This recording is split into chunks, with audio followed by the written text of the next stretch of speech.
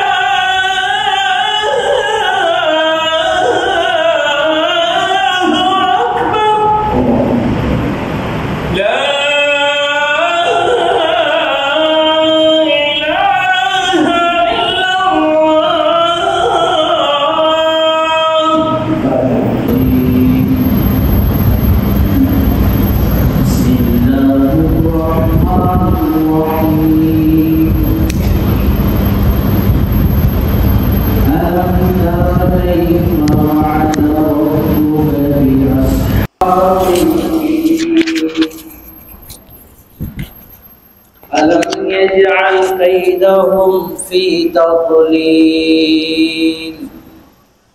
وأرسل عليهم طيرا أبابيل ترميهم بحجارة من سجيل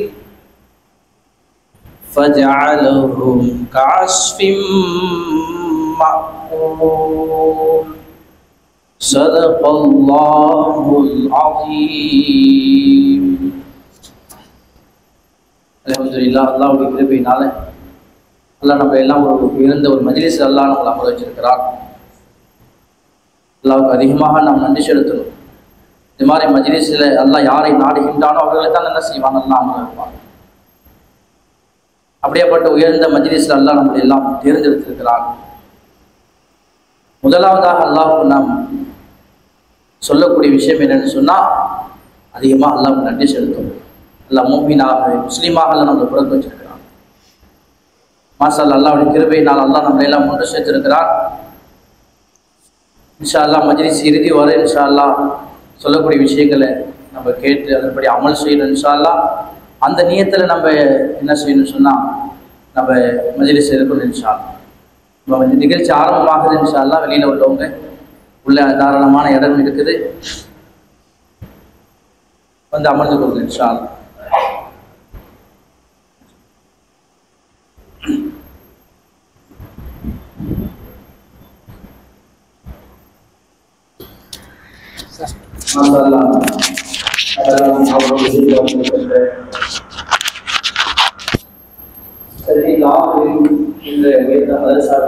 முதல்வரா,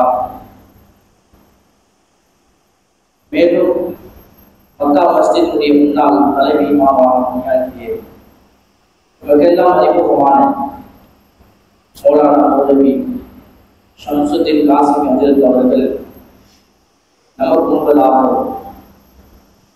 சிறப்புரையாற்றுமாறு தாழ்மையுடன் பணிவுரையும் நாம் கேட்டுக்கொள்கிறோம்.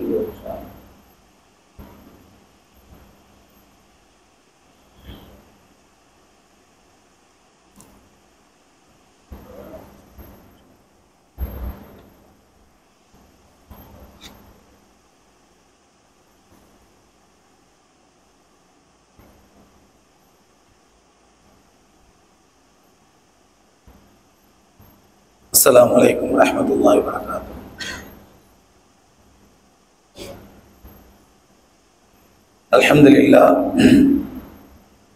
الحمد لله نحمده ونستعينه ونستغفره ونؤمن به ونتوكل عليه ونعوذ بالله من شرور أنفسنا ومن سيئات أعمالنا من يهده الله فلا مضل له ومن يضلل فلا هادي له ونشهد أن لا إله إلا الله وحده لا شريك له ونشهد أن سيدنا ونبينا مولانا محمدا عبده ورسوله أما بعد فقد قال الله تعالى في القرآن العظيم والفرقان المجيد فأعوذ بالله من الشيطان الرجيم بسم الله الرحمن الرحيم يرفع الله الذين آمنوا منكم والذين أوتوا العلم درجات صدق الله العظيم. وقال نبينا عليه الصلاة والسلام كان يقول في دعائه اللهم إني أعوذ بك من علم لا ينفع وكما قال عليه الصلاة والسلام. கண்ணியத்திற்கும் மரியாதைக்கும் உரிய சகோதரர்களே, பெரியோர்களே, தாய்மார்களே, அளவிலா கருணையும் நிகரிலா கிருபையும் கொண்ட எல்லாம் வல்ல அல்லாஹ் ரப்பல் ஆலமீன்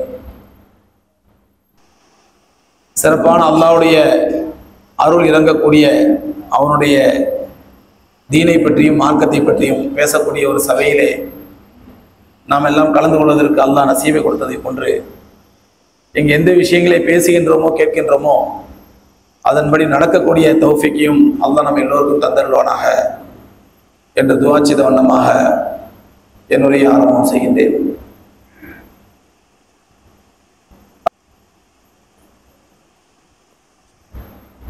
முஸ்லிம்கள் சந்திக்கக்கூடிய பிரச்சனைகளும்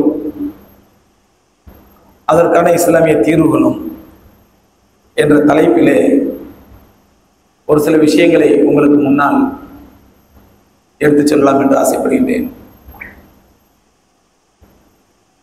முதல்ல நம்ம எல்லாத்துக்கும் ஒரு பிரச்சனை என்ன அப்படின்னா, நமக்கு மட்டும் இப்படி பிரச்சனைக்கு மேல பிரச்சனை வந்துட்டே இருக்குது. எங்க பார்த்தாலும் முஸ்லீம்கள் தானே பிரச்சனை. உலகத்தில் முஸ்லீம் மட்டுமா இருக்கிறோம்.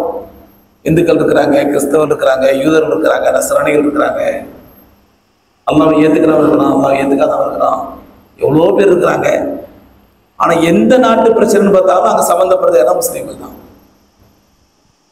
அடிபடுறது யாரும் முஸ்லீம்கள், பாதிக்கப்படுறது யாரும் முஸ்லீம்கள், கேவலத்துக்குள்ளாக்கப்படுறது யாரும் முஸ்லீம்கள். அடியும் வாங்கிட்டு பாதிக்கப்பட்டுக்கிட்டு தீவிரவாதிக்கிற கெட்ட பேரும் யாருக்கு? முஸ்லீம்களுக்கு. அப்ப அடி வாங்குற முஸ்லீமு அடிக்கிறவன் தீவிரவாதி சொல்றது இல்ல, பாதிக்கப்படுற முஸ்லீமு பாதிப்புக்குள்ளாக்குறவன் ரவுடின்னு சொல்றது இல்ல. அடி வாங்குறது நாம தான், அடி வாங்கிட்டு தீவிரவாதிங்கிற பட்டத்தை வாங்குறது நாம தான். நாட்டை விட்டு துரத்தப்படுவதும் ஒடுக்கப்படுவதும் சித்திரவதைக்குள்ளாக்கப்படுவதும் வேதனைக்குள்ளாக்கப்படுவதும் எல்லா நாடுகளிலும் அங்க இங்க இல்லை, எந்த நாடுகள் எடுத்தாலும் சரி, இந்தியாவா இருக்கட்டும், பாகிஸ்தானா இருக்கட்டும், பங்களாதேஷா இருக்கட்டும், அல்லது பலஸ்தீனா இருக்கட்டும், சிரியாவா இருக்கட்டும், எந்த நாட்டை எடுத்தாலும் சரி அந்த நாட்டிலே பாதிக்கப்படுது முஸ்லிம்கள். சரி, முஸ்லிம் நாடுகளுக்குள்ளே அது ஒழுங்கான ஒரு ஒற்றுமை, ஒரு ஐக்கியம், ஒரு நல்லது நடக்குதா? அதுவும் இல்லை. இருக்கிற முஸ்லீம் நாடுகளும் நாளுக்கு நாள் கழுது தெரிஞ்சு கட்டிரும்பா போன மாதிரி சவுதி அரேபியாவா இருக்கட்டும், துபாயா இருக்கட்டும், கத்தாரா இருக்கட்டும், ஓமனா இருக்கட்டும், எல்லா நாடுகளுமே அவைகளும் நாளுக்கு நாள் இஸ்லாத்தை விட்டு தூரமானதாகவும் இஸ்லாத்தை விட்டு வெகு தூரத்துக்கு சென்று விட்ட ஒரு மோசமான நிலையை தான் பார்த்துக் கொண்டிருக்கின்றோம். ஏன் இந்த நிலைமை? இனி இஸ்லாத்திற்கு ஏற்பட்ட வளர்ச்சி எல்லாம் முடிஞ்சு போச்சா? இனி வீழ்ச்சி தானா? இஸ்லாம் வளர்ந்து வளர்ந்து வளர்ந்து வந்து ஒரு உச்சகட்டத்தை வளர்ச்சி அடைந்து முடிஞ்சிருச்சா? இதுக்கப்புறம் இஸ்லாத்துக்கு வளர்ச்சிக்கிறது கிடையாதா? இனிமேல் இஸ்லாத்துக்கு வீழ்ச்சி தானா? இனிமேல் இஸ்லாத்துக்கு அழிவு தானா என்று முஸ்லிம்கள் நமக்கு நாமே குறுகி போய் மனம் தளர்ந்து போய் பலகீனமான எண்ணங்களோடு சிந்தனையோடு தாழ்வு மனப்பான்மையோடு இந்த உலகத்திலே வாழ்க்கையை கழிக்கக்கூடிய நிலைமையை பார்க்கின்றோம். இது எல்லாத்தையும் விட டாப் மோஸ்ட் என்ன அப்படின்னா நம்ம இந்தியாவில் முஸ்லீம் நிலைமை நாளுக்கு நாள் பார்க்கலாம். அழுகுறோம், தொழுகிறோம், அல்லாட துவா கேட்கிறோம், ஏத்திகாம்ல துவா கேட்கிறோம், நோம்பு வச்சு துவா கேட்கிறோம், சஹர்ல துவா கேட்கிறோம், இஃப்தார்ல துவா கேட்கிறோம். எந்த துவாவும் கவலான மாதிரி தெரியல. இந்த கேடுகட்ட மோடி தான் மீண்டும் மீண்டும் நாட்டுக்கு ஆட்சியாக வரக்கூடிய நிலைமை. முஸ்லிம்களுக்கு மட்டும் கேடு இல்லை, அந்த நாட்டுக்கே கேடுன்னு சொல்றான் எல்லாரும். வயநாடுடைய நேஷனல் டிசாஸ்டரை நேற்று ஒரு எம்பி பேசியிருக்காங்க. வயநாடுக்கு ஏற்பட்ட நேஷனல் டிசாஸ்டர் அல்ல, இது ஒட்டுமொத்த இந்தியாவுக்கே ஏற்பட்ட நேஷனல் டிசாஸ்டர் எதுன்னா பிஜேபி ஆட்சி வந்தது அப்படின்னு எம்பியில பேசுறாங்க. இந்தியாவுக்கு பிஜேபி ஆட்சி வந்தது, அது வயநாட்டுக்கு ஏற்பட்ட தேசிய நேஷனல் டிசாஸ்டர் அல்ல, தேசிய பேரழிவு அல்ல.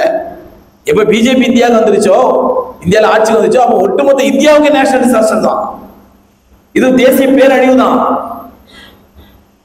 நாமளும் அல்லாஹ் துவா கேட்கிறோம், அழுகுறோம், தொழுகிறோம், ஒற்றுமையா ஓட்டு போடுறோம், ஒண்ணு நடந்த மாதிரி தெரியல. நாளுக்கு நாள் அவனுடைய வீரியம் அதிகமாயிட்டு தான் போகுது. என்ன நம்ம கொஞ்சம் மனசு ஆறுதல் அடைச்சிக்கிறோம், இல்ல போன தடவை கொஞ்சம் பரவாயில்ல, அவனுக்கு சீட்டு கம்மியா கிடைச்சிருது, போன தடவை எல்லாம் ஆட்டம் போட முடியாது, நமக்கு நாமே சமாதானப்படுத்திக்கிறோம். ஆனா அவனுடைய ஆட்டத்தை எதுவுமே குறைஞ்ச மாதிரி தெரியல. இன்னைக்கு காலையில பிளைட்ல வரும்போது ஒரு எம்பியை சந்திச்சேன். அவர்கிட்ட ஒரு 2 விஷயங்களை பேசிட்டு இருக்கும்போது அவர் சொல்ற அடுத்த வார்த்தை, ஆமா பாய் உங்களுக்கு எதிராக தான் இருக்குது எல்லாமே, பாருங்க அடுத்த வாரம் வக்ஃப் ஆக்ட் கொண்டு வர போறோம், எங்களுக்கெல்லாம் நோட்டீஸ் வந்துருச்சு, இந்த வாரம் இந்த செஷன்ல, இந்த நாளைக்கு திங்கட்கிழமை ஆரம்பிக்கிற செஷன்ல வக்ஃப் ஆக்ட் கொண்டு வர போறோம், வக்ஃப் சட்டங்கள்லாம் மாற்ற போறோம், வக்ஃப் பாதுகாக்கப்பட்ட சொத்துக்கள்லாம் சீரழிக்கிற மாதிரி எல்லாம் ஏற்பாடு பண்ணிட்டு இருக்கலாம் அப்படின்னு சொல்லி ஒரு முஸ்லீம் அல்லாத ஒரு எம்பி மனம் வந்து போய் பேசுறாரு. அந்த அளவுக்கு எதுவும் குறைஞ்ச மாதிரி தெரியல. முஸ்லீம்களுக்கு எதிரான அநியாயங்களோ அட்டுழியங்களோ கொஞ்சமும் குறைஞ்ச மாதிரி தெரியல. ஏன் இந்த நிலைமை முஸ்லீம்களுக்கு மட்டும், இஸ்லாத்துக்கு மட்டும் ஏன் இந்த நிலைமை? அருமைக்குரியவர்களே, நல்ல ஒரு உண்மையை புரிஞ்சுக்கணும். நாம என்னைக்காவது ஏன் முஸ்லீம்களுக்கு மட்டும் இப்படி ஆகுது, முஸ்லீம்களுக்கு மட்டும்தான் அந்த வேதனையா? உலகளாவிய அளவில் பலஸ்தீன்ல முஸ்லீம்கள் தினம் செத்து படிச்சுட்டு இருக்கிறாங்களே, காசாங்கிற ஒரு பகுதியை ஒட்டுமொத்தமா நாசமாக்கிட்டானே, கேட்குறது நாதி இல்லையா? ஆப்கானிஸ்தான் நாட்டை அழிச்சு நாசமாக்கிட்டானே, கேட்குறது நாதி இல்லையா? சிரியாவை ஒண்ணுமில்லாம டெமாஸ்கஸ் அழிச்சுட்டானே, வரலாற்றுல எவ்வளவு முக்கியமான நகரம் திமஷ்கு, அதாவது ரசாயல் நமக்குல திமஷ்குக்கு நாங்க போயிருக்கும் பொழுது அங்கே மஸ்ஜித் உமவியார் பள்ளிவாசல் இருக்குது. அந்த பள்ளிவாசல்ல இமாம் ஹஸாலி ரஹ்மத்துல்லாஹி அலைஹி அவர்கள் அவங்க உட்கார்ந்து எழுதுற ஒரு அறை இன்னும் பாதுகாக்கப்பட்டிருக்குது. அவங்க அந்த ரூம்ல தான் உட்கார்ந்து எல்லா கிதாபுகளும் எழுதுற யஹ்யாவுல் முதற்கொண்டு ரஸால் ரஹ்மத்துல்லாஹி அத்தனை கிதாபுகளும் அந்த அறையில பார்த்ததுனால அந்த அறை பாதுகாக்கப்பட்டிருக்குது. உலகம் முழுவதும் இருக்கக்கூடிய முஸ்லீம்கள் எல்லாம் பெரிய பெரிய உலமாக்கெல்லாம் அவங்க உட்கார்ந்த இடத்துல ஒரு 5 நிமிஷம் உட்கார்ந்து வராங்க பரக்கத்துக்காண்டி. ரஸால் ரஹ்மத்துல்லாஹி இது மாதிரி நமக்கு கிடைச்சதா, அது மாதிரி கிடைக்காட்டாலும் அவங்க இழுப்புல ஒரு கோடி உள்ள ஒரு பொருள் நமக்கு கிடைச்சதான்னு சொல்லி அப்படிப்பட்ட திமஷ்குக்கு அழிக்கப்பட்டுடுச்சு. எந்த மஸ்ஜித் உமவியாவில வெள்ளை மினாரா பள்ளிவாசல ஈசா அலைஹிஸ்ஸலாத்து வஸலாம் இறங்குவார்கள் என்று கண்மணி நாயகம் ரசூலுல்லாஹி கரீம் ஸல்லல்லாஹு அலைஹி வஸல்லம் அவர்கள் சுபச்சை சொன்னார்களோ அந்த மஸ்ஜித் உமவியாவினுடைய ஒரு பகுதி அழிக்கப்பட்டுருச்சு. அப்படி எதெல்லாம் இஸ்லாமிய அடையாளங்களா இஸ்லாமிய சின்னங்களா இருக்குது அதெல்லாம் அழிக்கப்பட்டுகின்றது. ஏன் வேதனையோடு சொல்றதா இருந்தால் காபத்துல்லாவும் அழிக்கப்பட்டுக் கொண்டிருக்கிறது, மஸ்ஜித் நபவியும் அழிக்கப்பட்டுக் கொண்டிருக்கிறது. ஆச்சரியமா இருக்கு, என்ன திடீர் இப்படி கொண்டு தூக்கி போடுறீங்க? காபத்துல்லா மஸ்ஜித் நபி எங்க அழிஞ்சிட்டு இருக்குது? மஸ்ஜித் மற்ற பள்ளிகள் எல்லாம் பைத்துல் முகத்தாஸா இருக்கட்டும், மஸ்ஜித் உமவியாவா இருக்கட்டும், மற்ற பள்ளிவாசல் எல்லாம் கட்டடங்களும் சிதைக்கப்படுகின்றன, முஸ்லிம்கள் தொழுவது தடை செய்யப்படுகிறார்கள். ஆனால் காபத்துல்லாவும் மஸ்ஜித் நபவியும் இஸ்லாமிய கலாச்சாரங்கள் அழிக்கப்பட்டுக் கொண்டிருக்கின்றன. இஸ்லாமிய கலாச்சாரங்கள் அழிக்கப்பட்டுக் கொண்டிருக்கின்றன. இஸ்லாமிய அடையாள சின்னங்கள் அழிக்கப்பட்டுக் கொண்டிருக்கின்றன. ஹஜ்ஜிக்கு அடிக்கடி போறவங்களுக்கு உம்ராக்கு அடிக்கடி போறவங்களுக்கு தெரியும், திட்டமிட்டு அழிக்கப்பட்டுக் கொண்டிருக்கின்றன. காபத்துல்லா என்பது வெறும் அது நமக்கு பணம் சம்பாதித்து தரக்கூடிய ஒரு வியாபார ஸ்தலமாக மட்டும் ஆக்கப்பட வேண்டும். வேறு எந்த விதமான இஸ்லாமிய கலாச்சாரமோ இஸ்லாமிய அடையாளமோ எதுவுமே இருந்துவிடக் கூடாது என்று திட்டமிட்டு யூத நசராணிகள் திட்டமிட்டு அங்கே ஒரு பொம்மையை வைத்து அவர்கள் நடத்தியே சாய்த்துக் கொண்டிருக்கிறார்கள். நமக்கு தான் ஹஜ்ஜி உம்ராக தான் இபாதத்து, அவர்களுக்கு வியாபாரம். இப்படி ஒட்டுமொத்த உலக ரீதியிலே இவ்வளவு பெரிய அநியாயங்கள் மற்றொரு நடந்துட்டு இருக்குது. இதுக்கு என்ன காரணம்? இஸ்லாத்துக்கு என்ன வளர்ச்சியே கிடையாதா, பாதுகாப்பே கிடையாதா என்று நாம் சிந்திப்போமேனால் அல்லாஹ் பாதுகாக்க வேண்டும். அல்லாஹ் நமக்கு வழங்கிய இஸ்லாத்தினுடைய கான்செப்டை, பேசிக் கான்செப்டை, அடிப்படை தத்துவத்தை நாம் சரியா புரிஞ்சுக்கலன்னு அர்த்தம். இந்த மாதிரி எண்ணம் நமக்கு ஏற்பட்டால் முதல்ல விஷயத்தை புரிஞ்சுக்கணும், நாம் இஸ்லாத்தினுடைய பேசிக் கான்செப்டை முழுமையா புரிந்து கொள்ளவில்லை. நம்ம சின்ன பிள்ளையா இருக்கும் ஸ்கூல்ல ஒரு கதை சொல்லி கொடுப்பாங்க, நன்னெறி கதைகள்ல வரும்.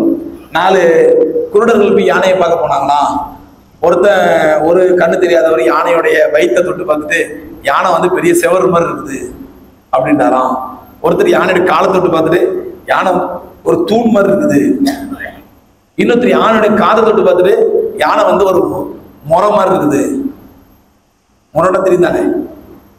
முரண்டா தெரியுதா? இங்க என்ன சொலவு சொல்லுவாங்களா? எங்க ஊர்ல சொலவு, அங்க எப்படி சொல்லுவாங்க? சொலவு தானா? சொலவு. யானை வந்து ஒரு சொலவு மாதிரி இருக்குது. இன்னொரு சொன்னா யானோட வாழை தொட்டு பார்த்து யானை வந்து வார்வல் மாதிரி இருக்குது, தொடப்பக்கட்ட மாதிரி இருக்குது. யார் யார் எந்தெந்த பகுதியை தொட்டு பார்த்தாங்களோ அதான் யானை தீர்மானம் செய்ய மாதிரி தான். இன்னைக்கு நாம 195% முஸ்லிம்கள், சொல்ல போனா 99 கூட சொல்ல தப்பு இல்லை, 99% முஸ்லிம்கள் நாம இஸ்லாத்தினுடைய எந்தெந்த பகுதியை தொட்டோமோ அதான் இஸ்லாம் நினைச்சிட்டு இருக்கிறோம். நாம இஸ்லாத்தின் எந்த பகுதியை தொட்டோமோ இதான் இஸ்லாம்.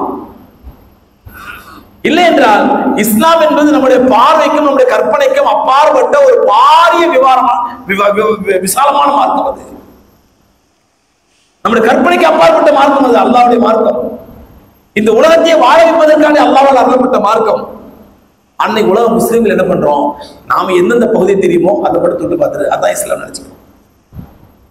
அதனால பெருராஷன் கேட்டாங்க, நீங்க இஸ்லாத்தை பத்தி ஆகாவும் சொல்லிட்டே போறீங்களே, ஆனா நீ முஸ்லீம்கள் உலக மக்களை பார்த்தா ரொம்ப மோசமாக இருக்கிறாங்க அப்படின்னு சொன்னாரு. the best religion but worst followers அப்படின்றாரு. உலகத்தில் சிறந்த மார்க்கம் இதுதான், இஸ்லாம் தான். ஆனா best religion but worst followers. மோசமான மக்கள் என்ன முஸ்லீம்கள் தான். காரணம் என்னன்னா, இஸ்லாத்தை சகோதரர்களே வேதனையோட சொல்றேன், நான் உட்பட சொல்றேன், நாம இஸ்லாத்தை இன்னும் முழுமையாக புரிந்து கொள்ளவில்லை.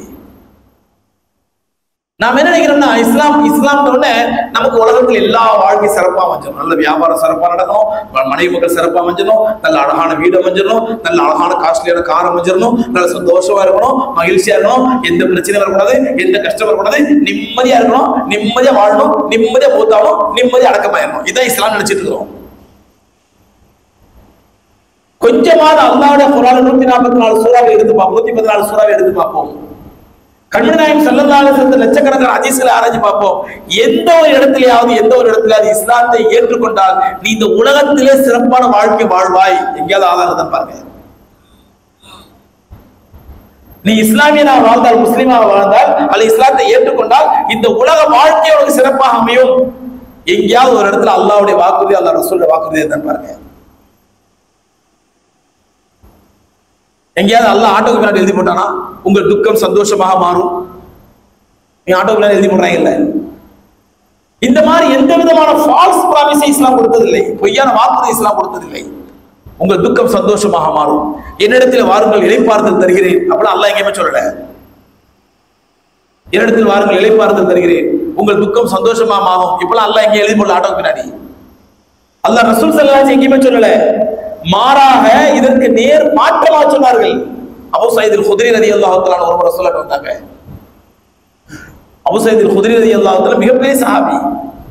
நபி ஸல்லல்லாஹு அலைஹி வஸல்லம் வந்தாங்க, யா ரசூலல்லாஹ் வீட்டுல கடுமையான வறுமை, யா ரசூலல்லாஹ் கொஞ்சம் நெருங்கி வாங்களேன், கொஞ்சம் முன்னாடி நெருங்கி வந்து பின்னாடி வரவங்களுக்கு இடம் வேணும், நெருங்கி வாங்க, நிறைய முன்னாடி கேப் இருக்குது, கொஞ்சம் அசிங்க முன்னாடி நெருங்கி வாங்க, நெருங்கி வாங்க, அல்லாஹ் கபூல் செய்வான் எல்லாத்தையும். சபையில எந்த அளவுக்கு நெருங்கி உட்கார்றோமோ அந்த அளவுக்கு நமக்கு சொல்ற விஷயங்கள் விளங்கும், அதனுடைய அமல் செய்ற தௌஃபீக் அல்லாஹ் மாஷா அல்லாஹ். அபூ சயீத் அல்-குத்ரி ரலியல்லாஹு அன்ஹு வந்தாங்க, வந்து சொன்னாங்க, யா ரசூலல்லாஹ் வீட்டுல கடுமையான கஷ்டம், எனக்கு கடுமையான வறுமை. பெருமானா ஸல்லல்லாஹு அலைஹி வஸல்லம், அலா தத்ரி யா அபா சயீத், அபூ சயீத் என்ன உனக்கு தெரியாதா? அபூ சயீத் என்ன சொன்னாங்க, யா ரசூலல்லாஹ் எனக்கு கடுமையான வறுமை, வீட்டுல கஷ்டம், கடன்ல கஷ்டப்பட்டு இருக்கேன், வறுமையா இருக்கிறேன்னாங்க. ரசூலுல்லாஹி ஸல்லல்லாஹு அலைஹி வஸல்லம் திருப்பி கேட்டாங்க, அலா தத்ரி யா அபா சயீத், அபூ சயீத் என்ன உனக்கு தெரியாதா? உனக்கு ஒரு விஷயம் தெரியாதா? சொல்லுங்க யா ரசூலல்லாஹ்.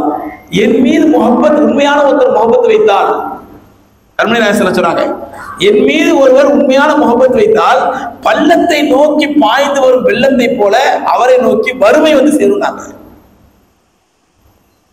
என் மீது ஒருத்தர் உண்மையான நேசம் வச்சா, முஹப்பத் வச்சா, பள்ளத்தை நோக்கி பாய்ந்து வரும் வெள்ளத்தை போல அவரை நோக்கி வறுமை வந்து சேரும் அப்படின்னா ரசூலுல்லாஹி ஸல்லல்லாஹு அலைஹி வஸல்லம். உலகத்தில் எந்த தலைவராக சொல்லிருக்காங்களாங்க? ஆயிரக்கணக்கான மத தலைவர்கள், போலீஸ் சாமியார் வந்தாங்களே, எந்த தலைவராக சொல்லிருக்காங்க சொல்ற தைரியம் இருக்குதா? இல்லைன்னு சொல்லுவான், என்கிட்ட வா, பிரச்சனை போல தீர்வும், நான் சொல்றது கேளு, உன் பிரச்சனை தீர்ந்து, நான் சொல்ற மந்திரத்தை சொல்லு, கஷ்டம்லாம் தீர்ந்துடும், நான் சொல்ற மந்திரி தர எலுமிச்சம்பழத்தை வீட்டுல வை, செல்வம் உனக்கு கொட்டும், செல்வம் கொழிக்கும், உனக்கு உன் கடன் தொல்லை தீரும், குழந்தை இல்லாதவன் குழந்தை உண்டாகும், வீடு இல்லாத வீடு உண்டாயிடும், கார் இல்லாத கார் கிடைச்சிடும், ஃபேக்டரி இல்லாத ஃபேக்டரி கிடைச்சிடும், என்கிட்ட வா, என்னிடத்தில் வாருங்கள் இளைப்பாறுதல் தருகிறேன், உங்களுடைய துக்கம் சந்தோஷமாக மாறும்.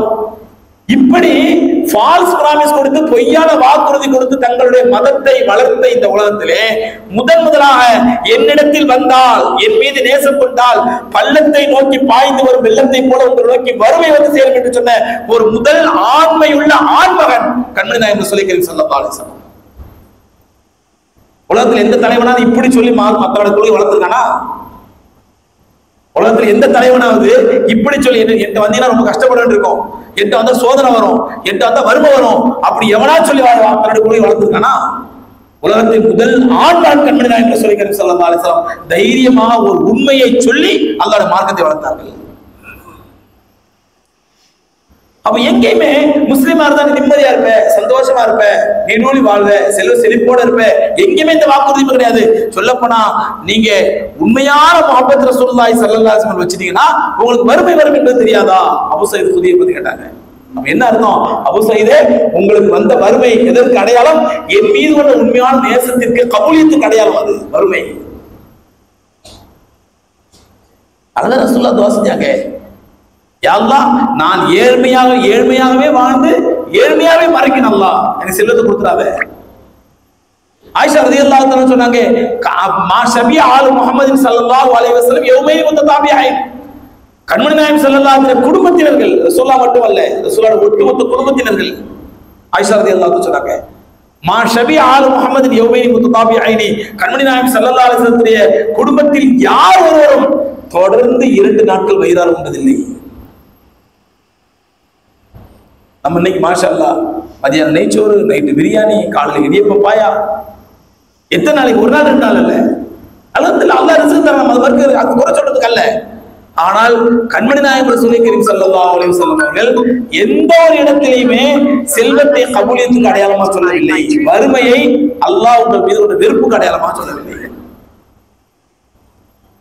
மாறா அல்லாஹ் கேட்கிறான் சூரத்துல் பக்ரால, அஃப ஹஸிபத்தும் அன் தத்குலுல் ஜன்னah, أفحسبتم أن تدخلوا الجنة ولما يأتكم مثل الذين خلوا من قبلكم مستهم البأساء والضراء وزلزلوا حتى يقول الرسول والذين آمنوا متى نصر الله. என்னப்பா ஈஸியா சொல்றது போல நினைச்சீங்களா? அஃபஹஸிபத்தும் தத்குலுல் ஜன்னah, அல்ல அந்த ஸ்டைல்ல தான் கேட்கறான், அந்த ஸ்லாங்ல தான் கேட்கறான். அப்ப ஹசிபன் ததுகுல் ஜன்னா நீங்க ஈஸியா சொல்றது பேரு பாக்குறீங்களா? ஈஸியா சொல்றது முன்னாடி பாக்குறீங்களா? வலம்மா யாத்திக்கும் மஸலுல்லதீன கலவு மின் கப்லிக்கும், உங்களுக்கு முன் சென்ற சமுதாயத்தினருக்கு வந்ததை போன்று கஷ்டங்கள், சோதனைகள், பிரச்சனைகள், இன்னல்கள், இடையூறுகள் வராமல் நீங்க ஈஸியா சொல்றது பேர் நினைக்கிறீங்களா? அவங்களுக்கு எப்படி வந்துச்சு கஷ்டம்? உங்களுக்கு முன்னோர்களுக்கு மஸ்ஸத்துல் பஸா வல் தர்ரா, கடுமையான நோய் ஏற்பட்டது, கடுமையான தீங்கு ஏற்பட்டது, கடுமையான இன்னல்கள் ஏற்பட்டன, கடுமையான வறுமை ஏற்பட்டது. அவர்கள் அலைக்கழிக்கப்பட்டார்கள். ஜில்சால் என்ன தெரியுமா அரபிலே? ஜில்சால் ஏன் சொல்றதுங்க? பூகம்பம். ஜில்சால் என்ன அர்த்தம்? இதா சுல்சிலத்தில் அர்து ஜில்சாலா வருது, அதுக்கு அர்த்தம் என்ன? பூகம்பம் ஏற்படுது, நிலநடுக்கம் ஏற்படுது. அந்த வார்த்தையை அல்லாஹ் பயன்படுத்துறான். அவர்கள் எந்த அளவுக்கு அழைக்கழிக்கப்பட்டார் என்றால், ஒரு நிலநடுக்கம் ஏற்பட்டவன், பூகம்பம் ஏற்பட்டவன் எப்படி அல்லோல கல்லோடப்படுவானோ அது போன்று அவர்கள் அலைக்கழிக்கப்பட்டார்கள். சுல்சிலு, நிலநடுக்கத்திற்கு உள்ளாக்கப்பட்டவர்களை போன்று அலைக்கழிக்கப்பட்டார்கள். எந்த அளவுக்கு அழைக்கப்பட்டார் தெரியுமா? ஹத்தா யகூல ரசூல் வல்லதீன ஆமனு மஅஹு, அவர்களுடைய ரசூல்மார்களும் அவர்களோடு ஈமான் கொண்ட மக்களும் மதா நஸ்ருல்லாஹ், யா அல்லாஹ் உன் உதவி வரும் சொல்றிய ரப்பே, உன் உதவி எப்ப வரலாம் என்று அவர்கள் ஏங்கும் அளவுக்கு அவர்கள் கஷ்டப்பட்டார்களே. அந்த மாதிரி கஷ்டம்லாம் படாம நீங்க லா இலாஹா இல்லல்லாஹ் முஹம்மது ரசூலுல்லாஹ் சொல்லிட்டு வேற பாயிண்ட் சொல்றதுக்கு முடிவு பண்ணிட்டீங்களா? இந்த ஆயத்தை நம்ம என்னையா கேள்விப்பட்டிருக்கோமா? இல்ல குர்ஆன் எடுத்து பார்த்திருப்போம். இந்த மாதிரி ஆயத்துகள், இந்த மாதிரி ஹதீஸ்களை வச்சுக்கிட்டு நம்ம ஏன் இந்த யோசிக்கணும்? என்ன முஸ்லீம் மட்டுமே பிரச்சனை, முஸ்லீம் மட்டுமே கஷ்டப்படுறாங்க, முஸ்லீம் மட்டும் தொல்லைக்குள்ளாக, முஸ்லீம்கள் தான் தொல்லைக்குள்ளாகப்படுவார்கள். அல்லாஹ்வுடைய வாக்குறுதி. முஸ்லீம்கள் தான் கஷ்டத்துக்குள்ளாகப்படுவார்கள். அல்லாஹ்வுடைய வாக்குறுதி. முஸ்லீம்களுக்கு தான் சோதனைகளுக்கு, வேதனைகளுக்கு முஸ்லீம்கள் தான் ஆட்படுத்தப்படுவார்கள். அல்லாஹ்வுடைய வாக்குறுதி. முஸ்லீம்கள் தான் கொல்லப்படுவார்கள். முஸ்லீம்கள் ஊர்கள் தான் அழிக்கப்படும். முஸ்லீம்கள் குழந்தைகள் தான் பச்சை குழந்தைகள் கொல்லப்படுவார்கள். முஸ்லீம்கள் ஆண்கள் தான் கழுவேற்றப்பட்டு ஷஹீதாக்கப்படுவார்கள். எங்கேயுமே அல்லாஹ் ரப்பல் ஆலமீன் இஸ்லாத்தை ஏத்துக்க நீங்க சந்தோஷமா இருக்கலாம், மகிழ்ச்சியா சொல்லவே இல்லையே. அதனாலதான் நான் சொன்னேன், இஸ்லாத்தை விளங்கியவர்கள் இந்த ஆதங்கமே வராது. நமக்கு இஸ்லாத்தை விளங்கிட்டா அந்த ஆதங்கமே வராது. நம்மள சில பேர் சொல்லுவாங்க, எங்க சில நீங்களும் தொழுவுங்கன்னு சொல்லி நானும் தொழுது பாக்குறேன், தொழுது பாக்குறேன், ஒன்னும் கிடைக்க மாட்டேங்குது. ஏத்து கிடக்காம பாருங்க, ஜும்மா கூட அடைக்க மாட்டேங்கிறான். ஒரு கடை 2 கடை ஆயிடுச்சு, ஒரு கார் 2 கார் ஆச்சு, ஒரு பங்களா 2 பங்களா ஆச்சு. நானும் 5 வேலைக்கு மூடிட்டு புசுக்கு போய் தொழுவுறேன், ஒன்னும் கிடைக்க மாட்டேன். ஏன்டா நாம தொழுவுறதே எதுக்குன்னு சொன்ன நம்மள பல பேர் அல்லாஹ் நம்ம எல்லாரையும் மன்னிப்பானாக. நான் சொல்றது தவறா இருந்தா என்னையும் அல்லாஹ் மன்னிப்பானாக. நம்மள பல பேர் எதுக்கு தொழுவுண்டா, 5 பேர் தொழுவுறது, பாதி பேர் ஏதோ அல்லாஹ் மேல இறக்கப்பட்டு சரி அல்லாஹ் முடிச்சிட்டு போறான் 2 ரக்காத் தொழுது வந்துருவோம், அப்படி பாதி பேர். சில பேர் எப்படி தெரியுமா, பல பேர் தொழுவுறதுக்கு வாழ்க்கையில பரக்கத்து வரணும், தொழுதுங்க வாழ்க்கையில பரக்கத்து வரணும். நான் அஸ்ஸலாமு அலைக்கும் ரஹ்மத்துல்லாஹ் அப்படி சொன்ன உடனே வலது பாக்கெட்ல பொத்துனூறு கோல்டு காயின் வந்து விழணும். அஸ்ஸலாமு அலைக்கும் ரஹ்மத்துல்லாஹ் சொன்னேன், இடது பாக்கெட்ல பொத்துனூறு கோல்டு காயின் வந்து விழணும். நம்முடைய எதிர்பார்ப்பு அப்படி வரலண்டா, கோல்டு காயின் வரலண்டா அல்லாஹ் மேலே கோபப்படும். நானும் தொழுது பார்த்துறேன், ஒன்றும் கிடைக்க மாட்டேன். ஒருத்தர் இப்படியே சொன்னார் மெட்ராஸ்ல, क्या हजरत में नमाज पढ़ो पढ़ो पढ़ो भाई पढ़ो तक हजरत क्या भी मिलता नहीं, नमाज पढ़ो तग्गा क्या भी मिलता नहीं, தொழு தொழு தொழு நொந்து நூடுல்ஸா போயிட்டேன், ஒன்னும் கிடைக்க மாட்டேங்குது. இந்த ஆதங்கம் தான் நம்மள பல பேர் எதுக்குன்னா, இந்த இபாதத்தையே நாம் துனியாவின் நோக்கமாக தான் பல பேர் இபாதத் செஞ்சுட்டு இருக்கோம். அல்லாஹ் நம்ம எல்லாரையும் மன்னிப்பானாக, நம்முடைய தொழில் இஹ்லாஸான தொழிலாக்கி அல்லாஹ் கபூல் செய்வானாக. யாரையும் குறை சொல்றதுக்காக சொல்லல, நம்முடைய தவறுகளை திருத்திக்கிறதுக்காக சொல்றேன். அருமைக்குரியவர்களே, இந்த நிலை மாற வேண்டும். தீனுல் இஸ்லாத்தை ஏற்றுக்கொண்டால் அல்ல இஸ்லாத்தின்படி வாழ்ந்தால் அல்லாஹ் உலகத்திலே நமக்கு செல்வ செழிப்பை கொடுப்பான் அப்படிங்கிற மாதிரி எந்த வாக்குறுதியும் அல்லாஹ்வுக்கு கிடையாது, அல்லாஹ் ரசூலுக்கு கிடையாது. நாம அப்படி நம்பினா அந்த நம்பிக்கையை மாத்திருங்க, அந்த நம்பிக்கையை மாத்திருங்க. அல்லாஹ் இந்த ஆயத்தில் சொன்னா, அலிஃப் லாம் மீம் ஹஸிபன் நாஸ் யுத்ரகு யகூலு ஆமன்னா வ ஹும் லா யுஃப்தனூன். அலிஃப் லாம் மீம் ஹஸிபன் நாஸ் யுத்ரகு யகூலு ஆமன்னா வ ஹும் லா யுஃப்தனூன். என்ன நபியே, அது ரசூலுல்லாஹ் கேக்குறான், என்ன நபியே, ஹஸிபன் நாஸ யுமினு அயுத்ரகு ஹஸிபன் நாஸ யுத்ரகு அயகூலு ஆமன்னா, என்ன நாங்க ஈமான் கொண்டு விட்டோம், லா இலாஹ இல்லல்லாஹ் முஹம்மது ரசூலுல்லாஹ் சொல்லிட்டோம், ஈமான் கொண்டுட்டோம், அதனால அப்படியே விட்டு நினைச்சிட்டு இருக்காங்க. அவங்கள ஈமான் பண்ண மட்டும் போதும், தொழுதா மட்டும் போதும், தாடி வச்சா போதும், தொப்பி போட்டா போதும், ஜுப்பா போட்டா போதும், உன்னை விட்டுரும் போ, நேரம் சொல்லுது போ, அப்படி விட்டு நினைச்சிருக்கானா? அவனுக்கு எந்த சோதனை வராது, வேதனை வராது, கஷ்டம் வராது, பிரச்சனை வராது, அப்படி நினைச்சிட்டு இருக்கான அவன். அல்லாஹ் ஆயத்துங்க இது போன் ரெக்கார்ட் ஆகுது. நீங்க உங்க ஊர் உலமாக்கள்கிட்ட இது ஷம்சி காசிம் சொன்னாரு, உண்மையான்னு கேட்டுங்க. ஹஸிபன் நாஸ யுத்ரகு யகூலு ஆமன்னா, நாங்க ஈமான் கொண்டோம் என்று சொல்லிவிட்டால் அவர்கள் அப்படியே விடப்பட்டு விடுவார்கள், அப்படியே விட்டுருவோம், எது கண்டுக்க மாட்டோம். அவர்கள் எந்த சோதனை வராது, கஷ்டம் வராது என்று நினைத்து கொண்டார்களா? இல்ல. وَلَقَدْ فَتَنَّا الَّذِينَ مِنْ قَبْلِهِمْ وَلَقَدْ فَتَنَّا الَّذِينَ مِنْ قَبْلِهِمْ இவர்களுக்கு முன் சென்ற சமுதாயத்தினரை கடுமையாக சோதித்தோம்.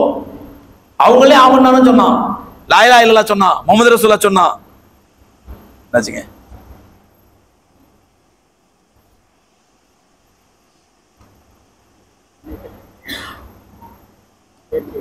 ஆஃப் ஆயிடுச்சு.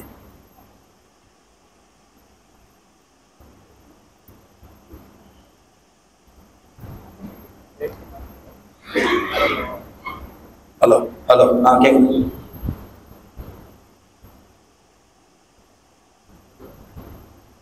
வலகத் ஃபதன்ன அல்லதீன மின் கப்லிஹிம் இவர்களுக்கு முன் சென்ற சமுதாயத்தினர்களை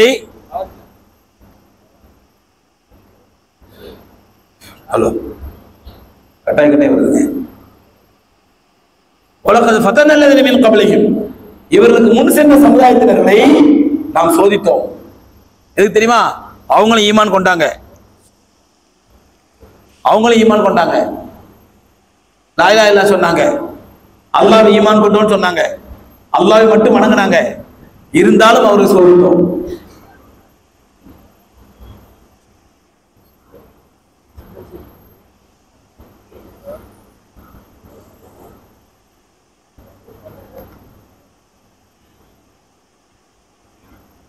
எவ்வளவு பெரிய பள்ளி கட்டினாலும் பேச்சாளர்களுக்கு வில்லனே இந்த மைக்கு தான்.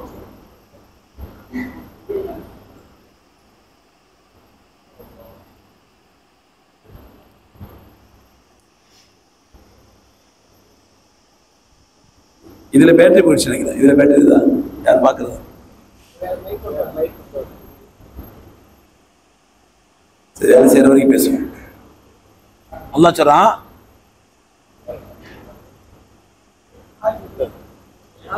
சார்ஜ் இல்லை.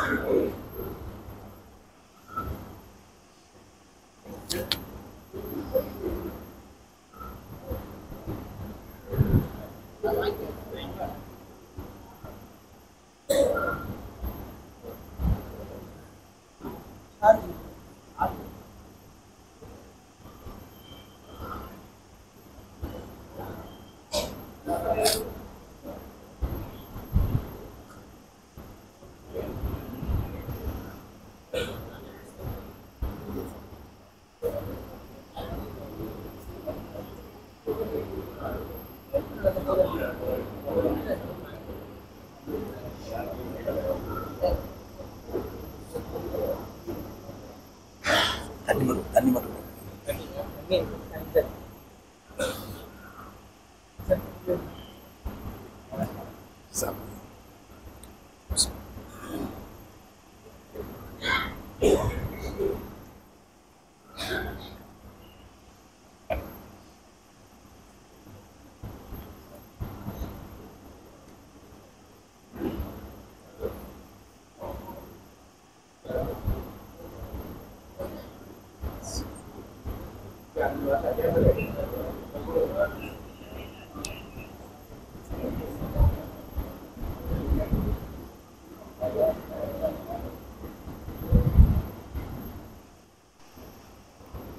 கொஞ்சம் நெருங்கி உட்காருங்க. சாதாரணமா பேசுறேன், சவுண்ட் நல்லா கேட்கும். இன்ஷா அல்லாஹ் நெருங்கி உட்காருங்க, கொஞ்சம் நெருங்கி வாங்க, சாதாரண பேசணும். இன்ஷா அல்லாஹ் மைக் வர நேரத்தில் வரட்டும்.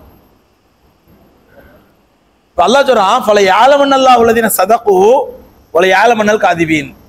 உங்களுக்கு முன் சென்ற சமுதாயத்தினர்லயும் ஈமான் கொண்டாங்க, கலிமா சொன்னாங்க, லா இலாஹ இல்லல்லாஹ் சொன்னாங்க, அல்லாஹ் மட்டும் வணங்குனாங்க, எல்லாம் செஞ்சாங்க. இருந்தாலும் அல்லாஹ் அவர்களை சோதித்தான். இருந்தாலும் அல்லாஹ் அவர்களை சோதித்தான். எதற்காக?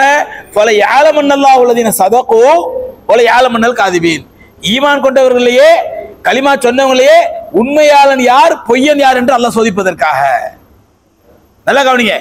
கலிமா சொல்றவங்க எல்லாருமே அல்லாஹ்ட்ட உண்மையாளர்கள் ஆயிட முடியாது. தொழுறவங்க எல்லாருமே அல்லாஹ்ட்ட உண்மையாளர்கள் ஆயிட முடியாது. ஈமான் கொண்டவங்க எல்லாருமே அல்லாஹ்ட்ட உண்மையாளர்கள் ஆயிட முடியாது. அல்லாஹ் சொல்றான், உங்களுக்கு முன் சென்ற சமுதாயத்தினர் ஈமான் கொண்டார்கள், லா இலாஹா இல்லல்லாஹ் சொன்னாங்க, அல்லாஹ் வணங்குனாங்க, எல்லாம் செஞ்சாங்க. இருந்தாலும் அல்லாஹ் அவர்களை சோதித்தான். எதற்கு தெரியுமா? வல யாலமன்னல்லாஹு அல்லதீன சதகு வல யாலமன்னல் காதிபீன். ஈமான் கொண்டவர்களே, கலிமா சொன்னவர்களே உண்மையாளர்கள் யார் பொய்யர்கள் யார் என்று சோதிப்பதற்காக. அல்லாஹ் ரப்பல் ஆலமீன் ரெடி ஆச்சா?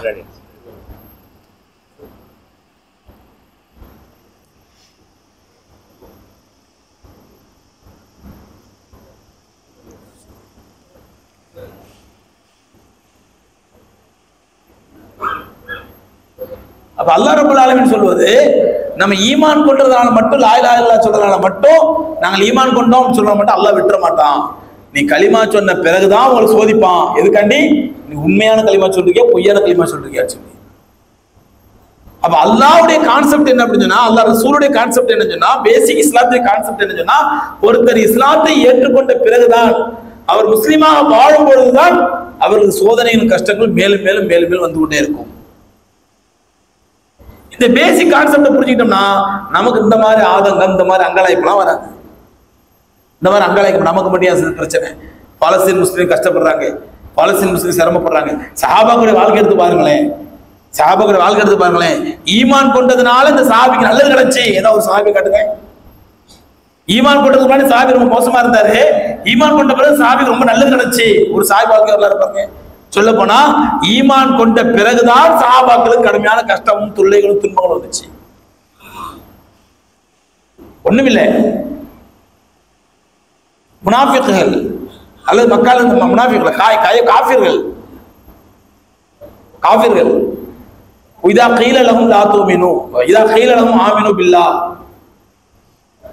அவர்களுக்கு சொல்லப்பட்டால் அல்லாஹ்வை ஈமான் கொள்ளுங்கள் என்று சொல்லப்பட்டால், காலு அனுமினு கமா ஆமன சுஃபஹா, இந்த மடையர்கள் ஈமான் கொண்டதை போல நாங்கள் ஈமான் கொள்ளுமா என்று கேட்டார்கள். இது அல்லாஹ் சொல்லக்கூடிய ஒரு விஷயம். என்ன விஷயம்?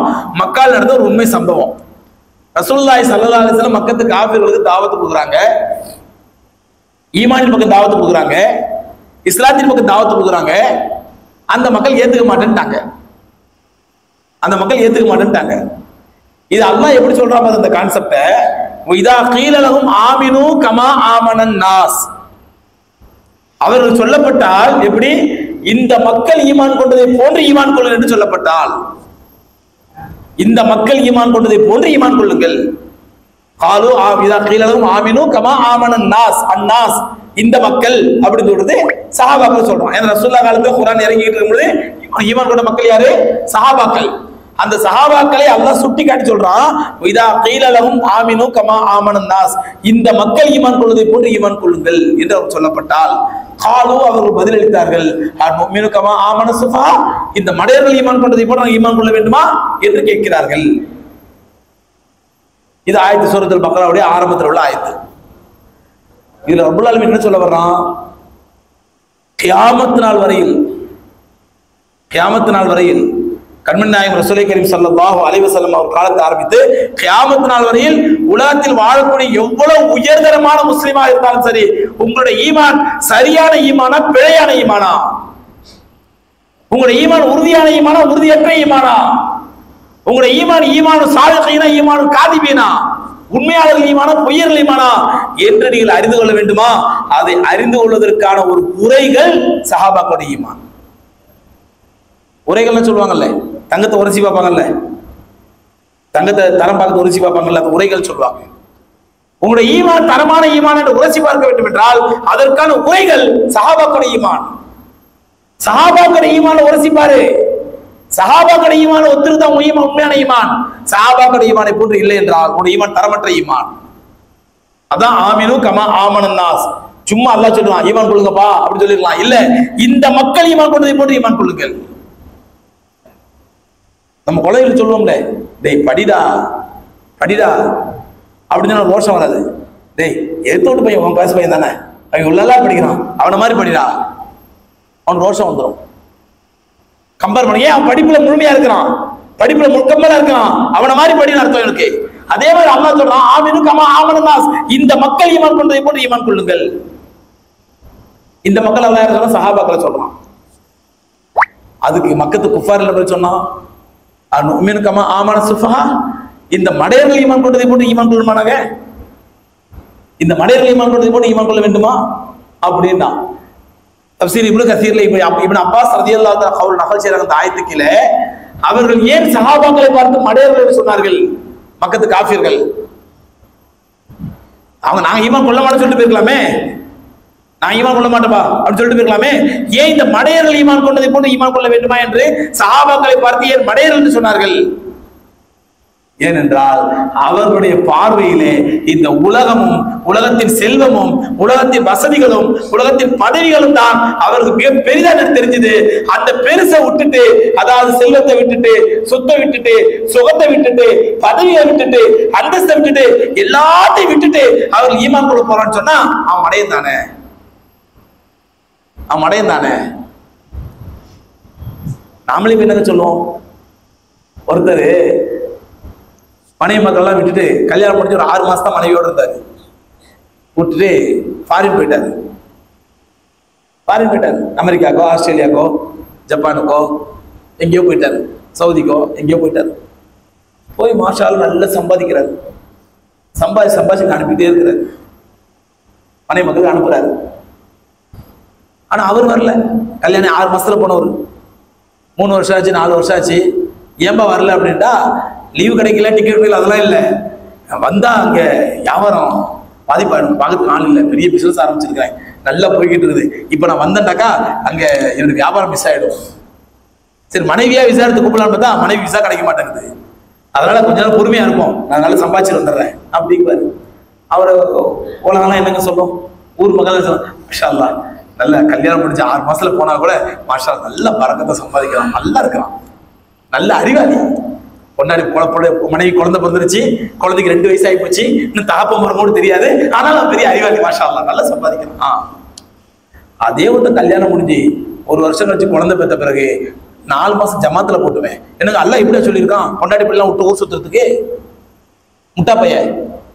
பொண்டாடி பிள்ளை பெற்றிருக்கிறா, இங்க இது நேரத்துல பிரசவ நேரத்துல கூட இருக்க ஆள் இல்லை, இவர் அவ்வாடு போயிட்டு ஜமாத்துல பெரிய அறிவாளி. இவரு அவனுக்கு கிறுக்குன்னு சொல்லுவோம், பைத்தியக்காரன் சொல்லும் உலகம். இவர் அல்லாஹ் காட்டி போயிருக்காரு, அல்லாஹ் தீன் காட்டி போயிருக்காரு, அது பெருசா தெரியாது. ஆனா துனியா சம்பாதிக்கிறதுக்காண்டி கல்யாணம் கட்ட மனைவியை விட்டுட்டு 3 வருஷம் 4 வருஷமே கிடப்பான், அவன் பெரிய அறிவாளி. மாஷா நல்லா இருக்காங்க, வரக்கத்தான் இருக்காங்க, மாஷா நல்லா சம்பாதிக்கிறான், நல்ல இப்போ காசுலாம் இல்லைங்க, இப்போ பணம்லாம் இல்லைங்க, டாலர்ல சம்பாதிக்கிறான், USD சம்பாதிக்கிறான். இப்படிதான் உலகம் சொல்லும். இதைத்தான் பக்கத்து குஃபார்கள் சொன்னாங்க சஹாபாக்களை பார்த்து, நோபினு கமா ஆமன சுஃபா, இந்த மடையர்கள் ஈமான் கொண்டதை ஈமான் கொள்ள வேண்டுமா?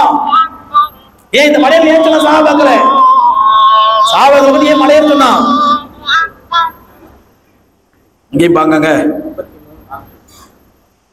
எங்க முதல்ல சீக்கிரம் பாங்க சொல்லிட்டாரு.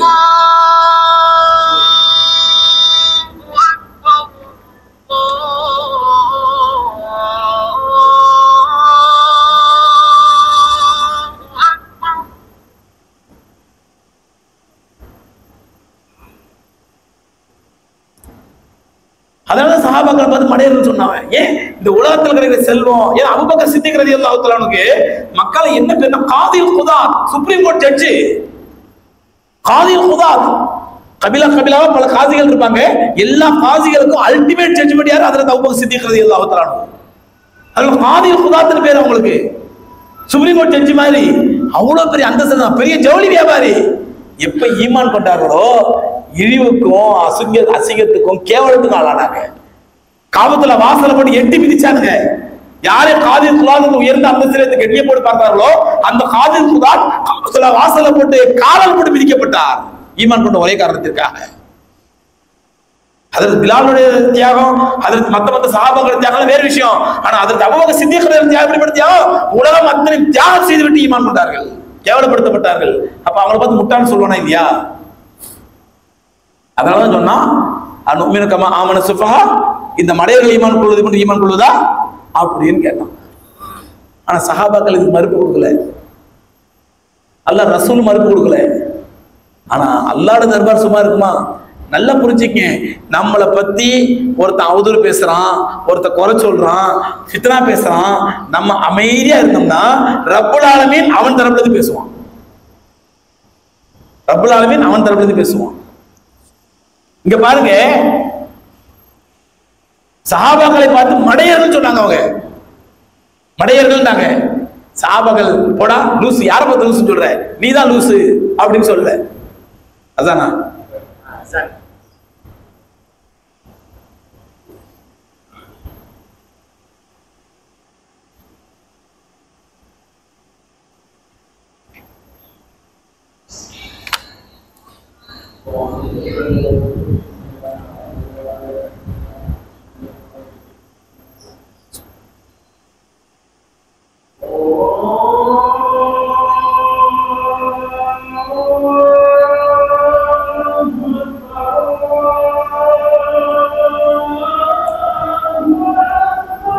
அல்லாஹ் அக்பர், அல்லாஹ் அக்பர்.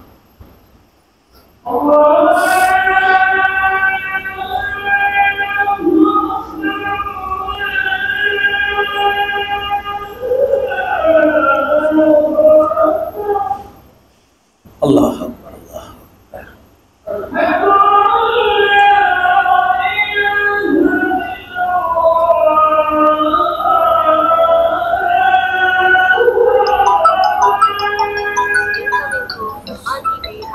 Identified by Truecaller.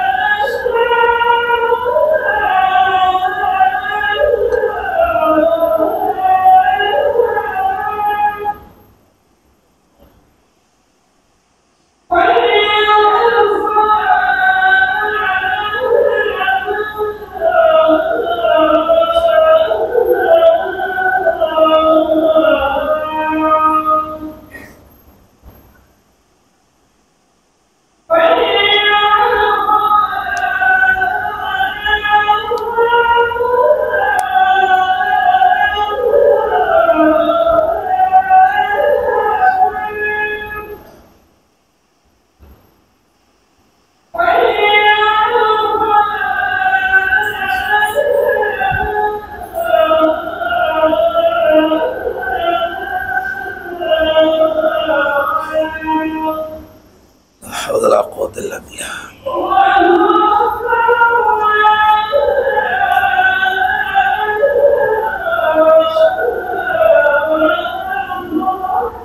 الله أكبر، الله أكبر.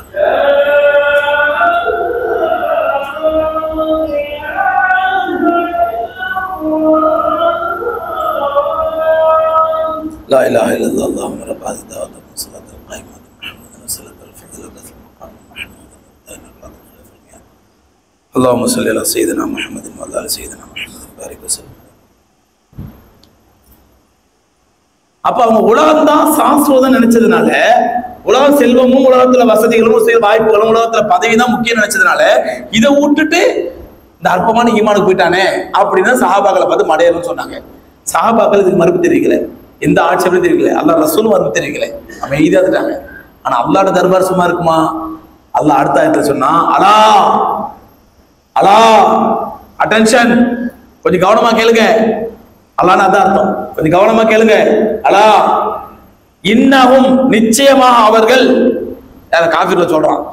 எத்தனை தாக்கீது பாருங்க, எத்தனை உறுதி பாருங்க. அலா முக்கியம் முக்கியம், கொஞ்சம் கவனம், அட்டென்ஷன் ப்ளீஸ், கொஞ்சம் கவனிங்க, கொஞ்சம் கவனிங்க, முக்கியமான விஷயம் கவனிங்க, கவனிங்க, கவனத்தை திருப்புறான். இன்னகும் நல்லா புரிஞ்சுங்க, இன்னகும் நிச்சயமாக அவர்கள், உலமாக்களுக்கு தெரியும் எத்தனை தாக்கீது வருது, இன்னகும் நிச்சயமாக அவர்கள் ஹுமுல் சுஃபஹா அவர்கள் தான் மடையர்கள், அவர்கள் தான் மடையர்கள். வலக்கின் லா யஷ்உரூன் ஆனா எந்த மாதிரி கேடுகட்ட மடையன்னு சொன்னா தாம் மடையங்கிறதே அவனுக்கு தெரியாது. அந்த மாதிரி மோசமான மடையன்.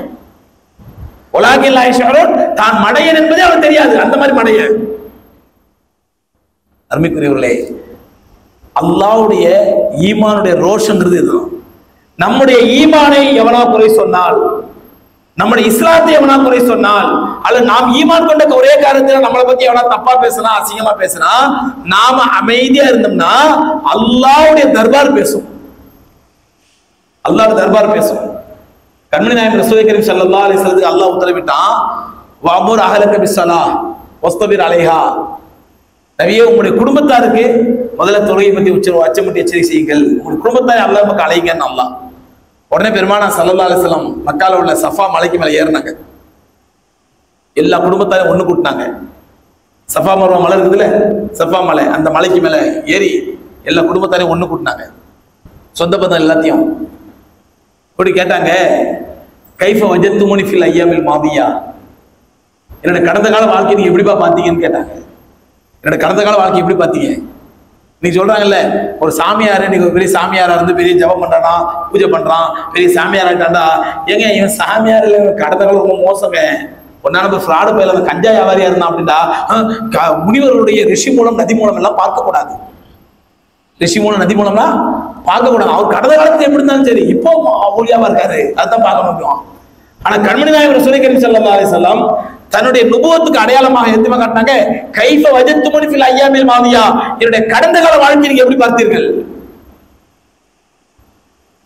ஒட்டுமொத்த உறவினர் சொன்னாங்க, மா ஜர்ரப்னா பிக கிதுபன் வலா ஹியானா, மா ஜர்ரப்னா பிக கிதுபன் வலா ஹியானா. நபியே, நபியிலே முஹம்மதே, நீங்கள் இதுவரை பொய் சொல்லி நாங்கள் பார்த்ததில்லை, யாரை ஏமாற்றி பார்த்ததில்லை, மோசடி செய்து பார்த்ததில்லை. மா ஜர்ரப்னா பிக கிதுபன் வலா ஹியானா, உங்கள் விஷயத்திலே எந்த ஒரு எங்களுக்கு அனுபவப்பட்டதில்லை, பொய் சொல்லி அனுபவப்பட்டதில்லை, பொய் சொல்லி கேட்டதில்லை, பார்த்ததில்லை, யாரை மோசடி ஏமாற்றி பார்த்ததில்லை. நீங்க பேசினால் சத்தியத்தை தான் பேசுகிறீர்கள், நீங்க சொன்னால் உண்மையாத்தான் இருக்கும். எந்த அளவுக்கு என்றால் அபூ லஹப் சொன்னா, முஹம்மதே, எங்களுடைய கண்ணால் பார்த்து நம்புவதை விட உம்முடைய நாவை நாங்கள் அதிகமா நம்புகிறோம். எங்களுடைய கண்ணை நம்புவதை விட உம்முடைய நாவை நம்புகிறோம். நான் பார்த்தா நம்புறதை விட உம்முடைய சொல் கேட்டு நம்புறோம். எல்லாம் கேட்டு முடிச்சவர் இப்ப சொன்னாங்க, இந்த மலைக்கு பின்னால ஒரு பெரிய படை இருக்குது, அந்த படை நாளை காலையில் உங்களை தாக்க போகுது அப்படின்னு சொன்னா நீங்க நம்புவீங்களா? கண்டிப்பா நம்புவோம். நான் அந்த படையை பார்க்கணுங்கிற அவசியம் இல்லை, கேள்வி பண்ணுகிற அவசியம் இல்லை, யாரும் சொல்லுகிற அவசியம் இல்லை, நீங்கள் சொன்ன ஒரே வார்த்தையை வைத்து நம்புவோம். இவ்வளவு வாக்குறுதி கேட்ட பிறகு இப்ப ரசூலுல்லாஹி ஸல்லல்லாஹு அலைஹி சொன்னாங்க, கூலு லா இலாஹா இல்லல்லாஹ் துஃப்லிஹூ, லா இலாஹா இல்லல்லாஹ் சொல்லுங்கள் வெற்றி பெறுவீர்கள். அல்லாஹ்வை தவிர இறைவன் யாரும் இல்லை, அவனை நபியா அனுப்பியிருக்கிறான், என்ன இறுதி தூதனா அனுப்பியிருக்கிறான். அல்லாஹ்வை ஏத்துக்குங்க, அல்லாஹ்வை ஏத்துக்காத உலகத்திலேயும் நஷ்டம், ஆகிரத்திலும் நஷ்டம். இத்தனை வாக்குறுதி கேட்டவர் சொல்ல சொன்னாங்க. ஒட்டுமொத்த கூட்டம் நிசப்தமா இருந்துச்சு, அமைதியா இருந்துச்சு, ஒரு பதில் சொல்லல. அபூ லஹப் வந்தான், ரெண்டு கை நிறைய மண் அள்ளினான். ரசூலுடைய சொந்த சாச்சா சின்னவாப்பா கை நிறைய மண் அள்ளினான். தப்பல்ல கலிஹாதா ஜமாஅத்தனா, நாசமா போக இதுக்கு தான் நீங்களை கூப்பிட்டியா? அத்தஜால ஆலிஹத்தனா இலாஹம் வாஹிதா, எங்களுடைய நூற்றுக்கணக்கான தெய்வங்களை வச்சு நான் தினமுத்திர கும்பிட்டு இருக்கோம், அது எல்லாத்தையும் ஒரே கடவுளா ஆக பாக்குறியா நீ? தப்பல்ல கலிஹாதா ஜமாஅத்தனா, இதுக்காக எங்களை அழைத்தாயா என்று ரெண்டு கை நிறைய மண்ணலி கண்மணி நாயகம் ரசூல் கரீம் ஸல்லல்லாஹு அலைஹி வஸல்லம் திருமுகத்தில் எரிச்சான். ரசூலுல்லாஹி ஸல்லல்லாஹு அலைஹி வஸல்லம் தொடச்சிக்கிட்டு அமைதியா இருந்துட்டாங்க. தொடச்சு நான் திட்டல, கோபப்படல, சபிக்கல, ஒரு வார்த்தை சொல்லியிருந்தால் அங்கே அவ்வளவு நாசமா இருப்பான், அங்கே சுருண்டல் செத்திருப்பான், ரத்த கக்கி செத்திருப்பான், அங்கே இந்த பூமி ரெண்டா பிளந்து அதற்குள் சொருகப்பட்டு இருப்பான். கண்மணி நாயகம் ரசூல் கரீம் ஸல்லல்லாஹு அலைஹி வஸல்லம் ஒரு வார்த்தை சொல்லல, அமைதியா இருந்தாங்க. ஆனால் அல்லாஹ்வுடைய தர்பார் அமைதியா இல்லை, அல்லாஹ்வுடைய சன்னிதானம் அமைதியா இல்லை. அல்லாஹ் கியாமத் நாள் வரை வரக்கூடிய மக்கள் பார்க்கும் விதத்திலே, கியாமத் நாள் வரை வரக்கூடிய மக்கள் கேட்கும் விதத்திலே ஒரு சூறாவே இருக்கணும். தப்பத் யதா அபீ லஹபின், அபூ லஹபுடைய ரெண்டு கரங்கள் நாசமாகட்டும். எந்த வார்த்தையை அபூலஹப் பயன்படுத்துறானோ அதே வார்த்தையை அல்லாஹ் பயன்படுத்தலாம். தப்பல்லக அலிஹாதா ஜமாஅத்தனா, தப்பல்லக அலிஹாதா ஜமாஅத்தனா, இதுக்காக எனக்கு ஒட்டு சேர்த்தாயா, தப்பல்லக நீ நாசமா போண்டா, அதே தப்புங்கிற வார்த்தையை அல்லாஹ் பயன்படுத்தினா தப்பத் எதா அபி லஹபின், அபூ லஹபோட 2 கரங்கள் நாசமாட்டும்.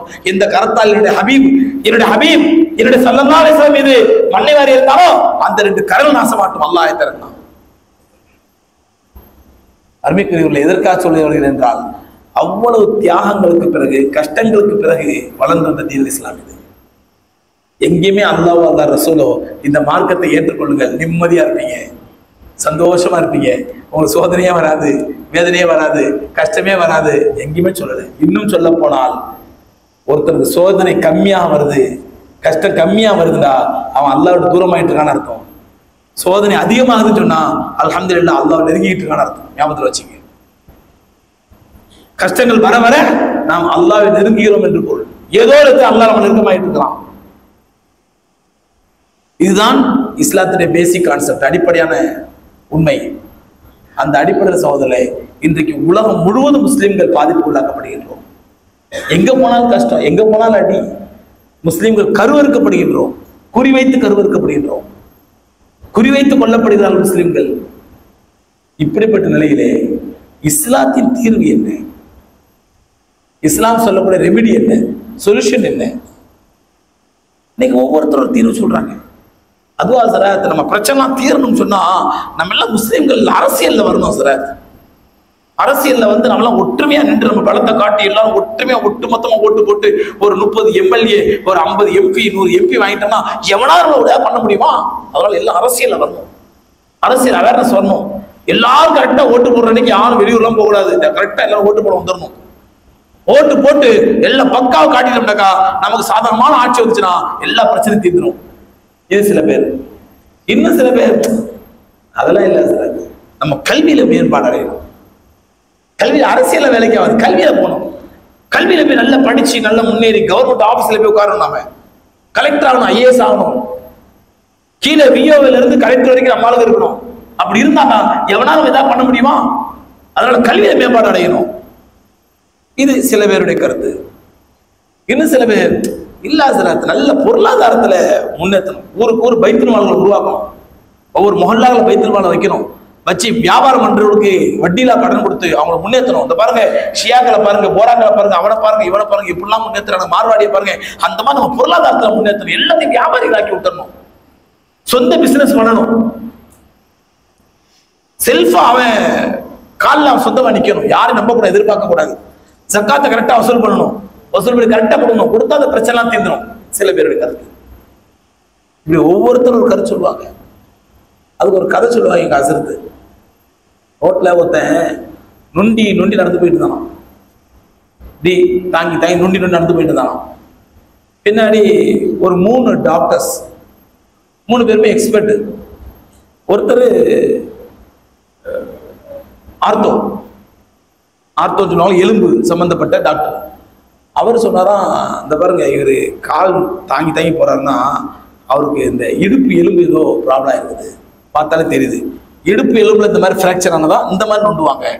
ஸோ நொன்ற ஸ்டைல பார்த்தா எப்படி தெரியுது, இடுப்பு எலும்பு தான் ஃப்ராக்சர் ஆகிடும் அவருக்கு, அதனாலதான் அவர் நொண்டிட்டு போறாரு அப்படின்றாரு. அர்த்தம் இந்த காலத்து டாக்டர் ஸ்கேன் பார்த்து எக்ஸ்ரே எடுத்து பார்த்தா சொல்லுவாங்க, அவர் ஒரு அனுபவத்துல திறமையான டாக்டர் பார்த்தாலும் சொல்லிட்டாரு, அவர் இடுப்பு எலும்பு ஏதோ ஃப்ராக்சர் ஆகுது, அதனாலதான் அந்த மாதிரி நொன்றாரு அப்படின்றாரு.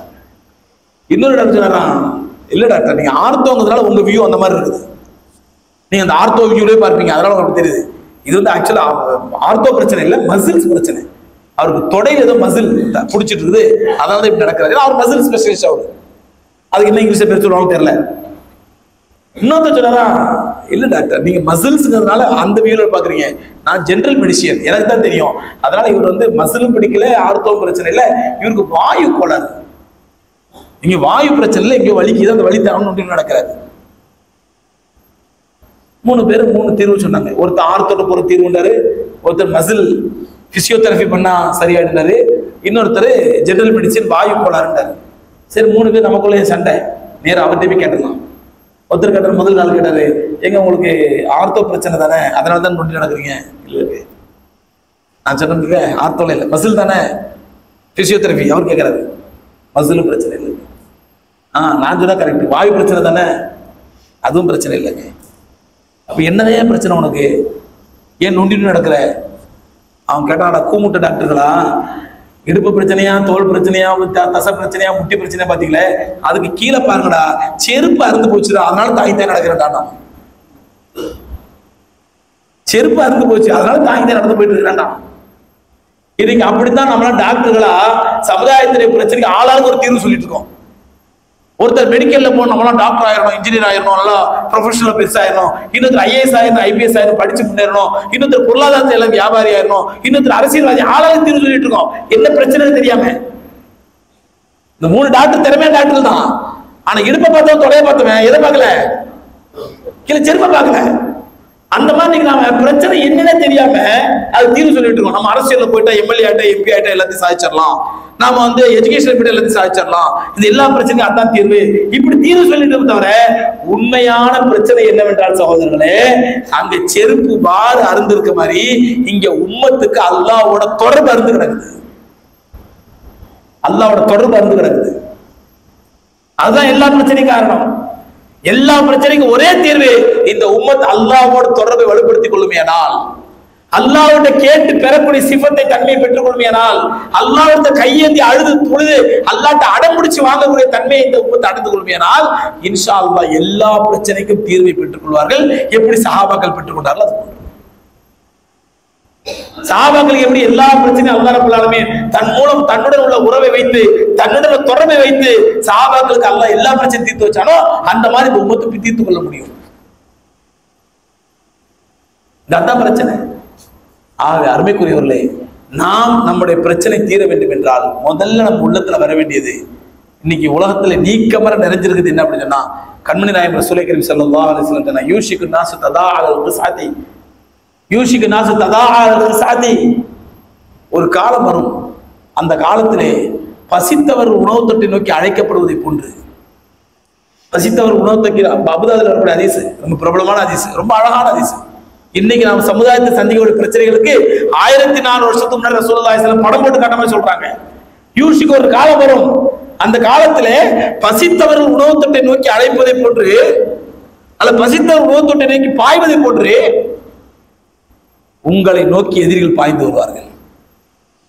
இந்த ததாஹா அல்லது சாத்திகர் இந்த அர்த்தம் சொல்றாங்க முஹத்திஸீன்கள். ஒரு அர்த்தம், ஒருத்தரை ஒரு 10 பேரை அப்படியே அடைச்சு போட்டுருவோம் ஒரு வீட்டுல, ஒரு 15 நாள் 20 நாள் அடைச்சிடும், சோறு கிடையாது, தண்ணி கிடையாது, ஒண்ணும் கிடையாது, 15 நாள் அடைச்சு போட்டுரும்.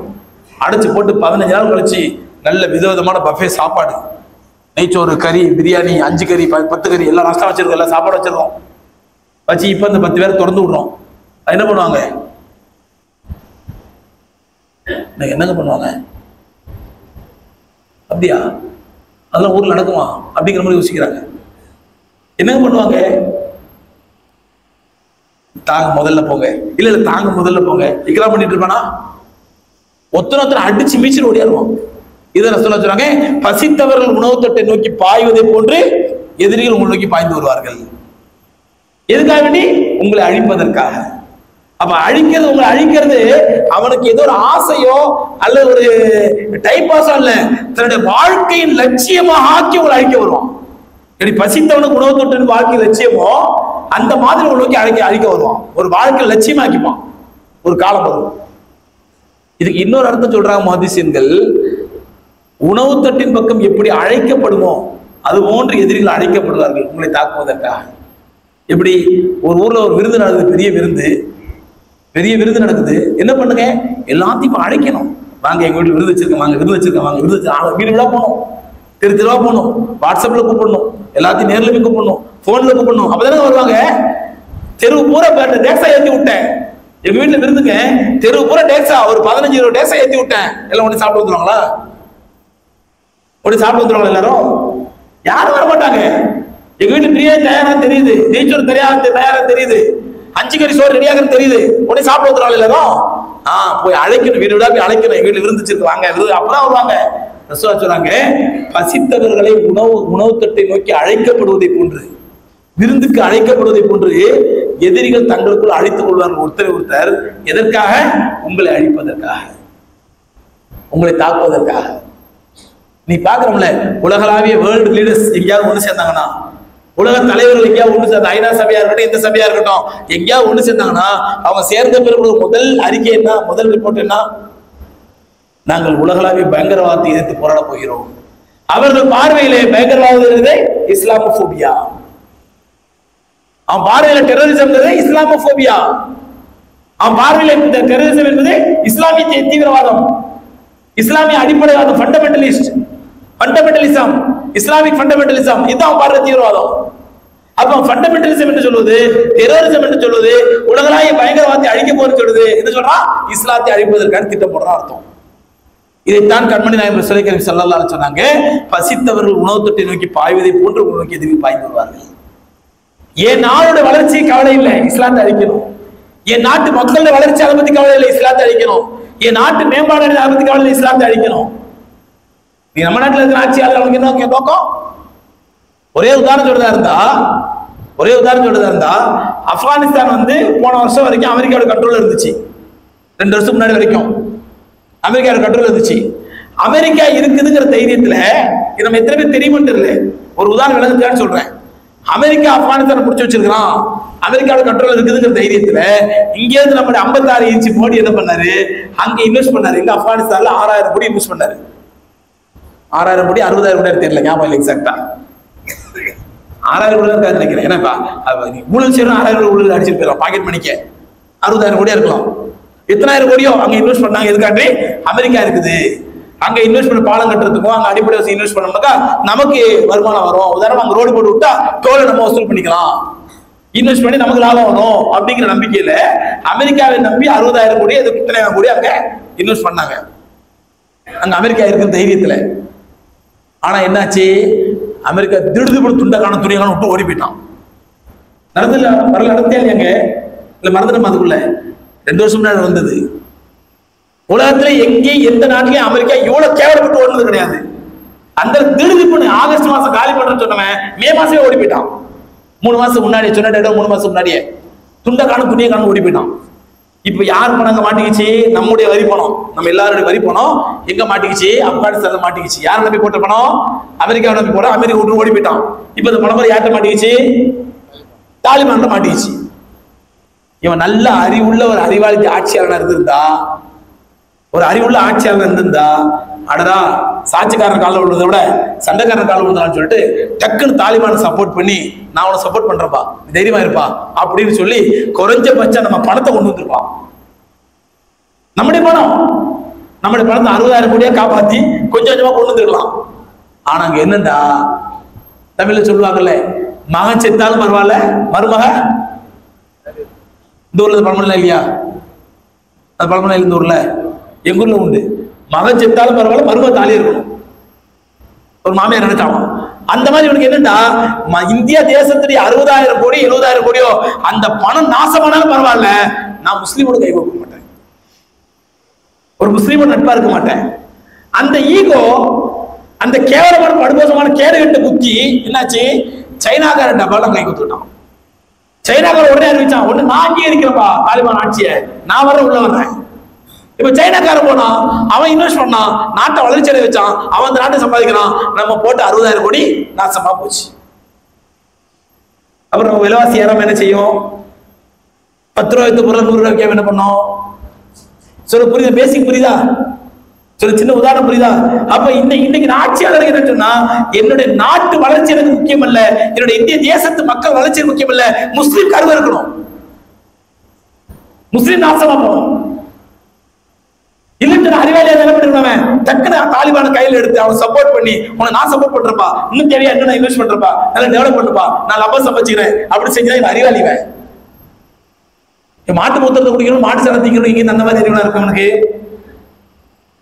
இதுதான் கண்மணி நாயகம் ஸல்லல்லாஹு அலைஹி சொன்னாங்க, ஒரு காலம் வரும் பசித்தவர்கள் உணவு தொட்டி நோக்கி பாய்வதை போன்று எதிரிகள் நோக்கி பாய்வார்கள்.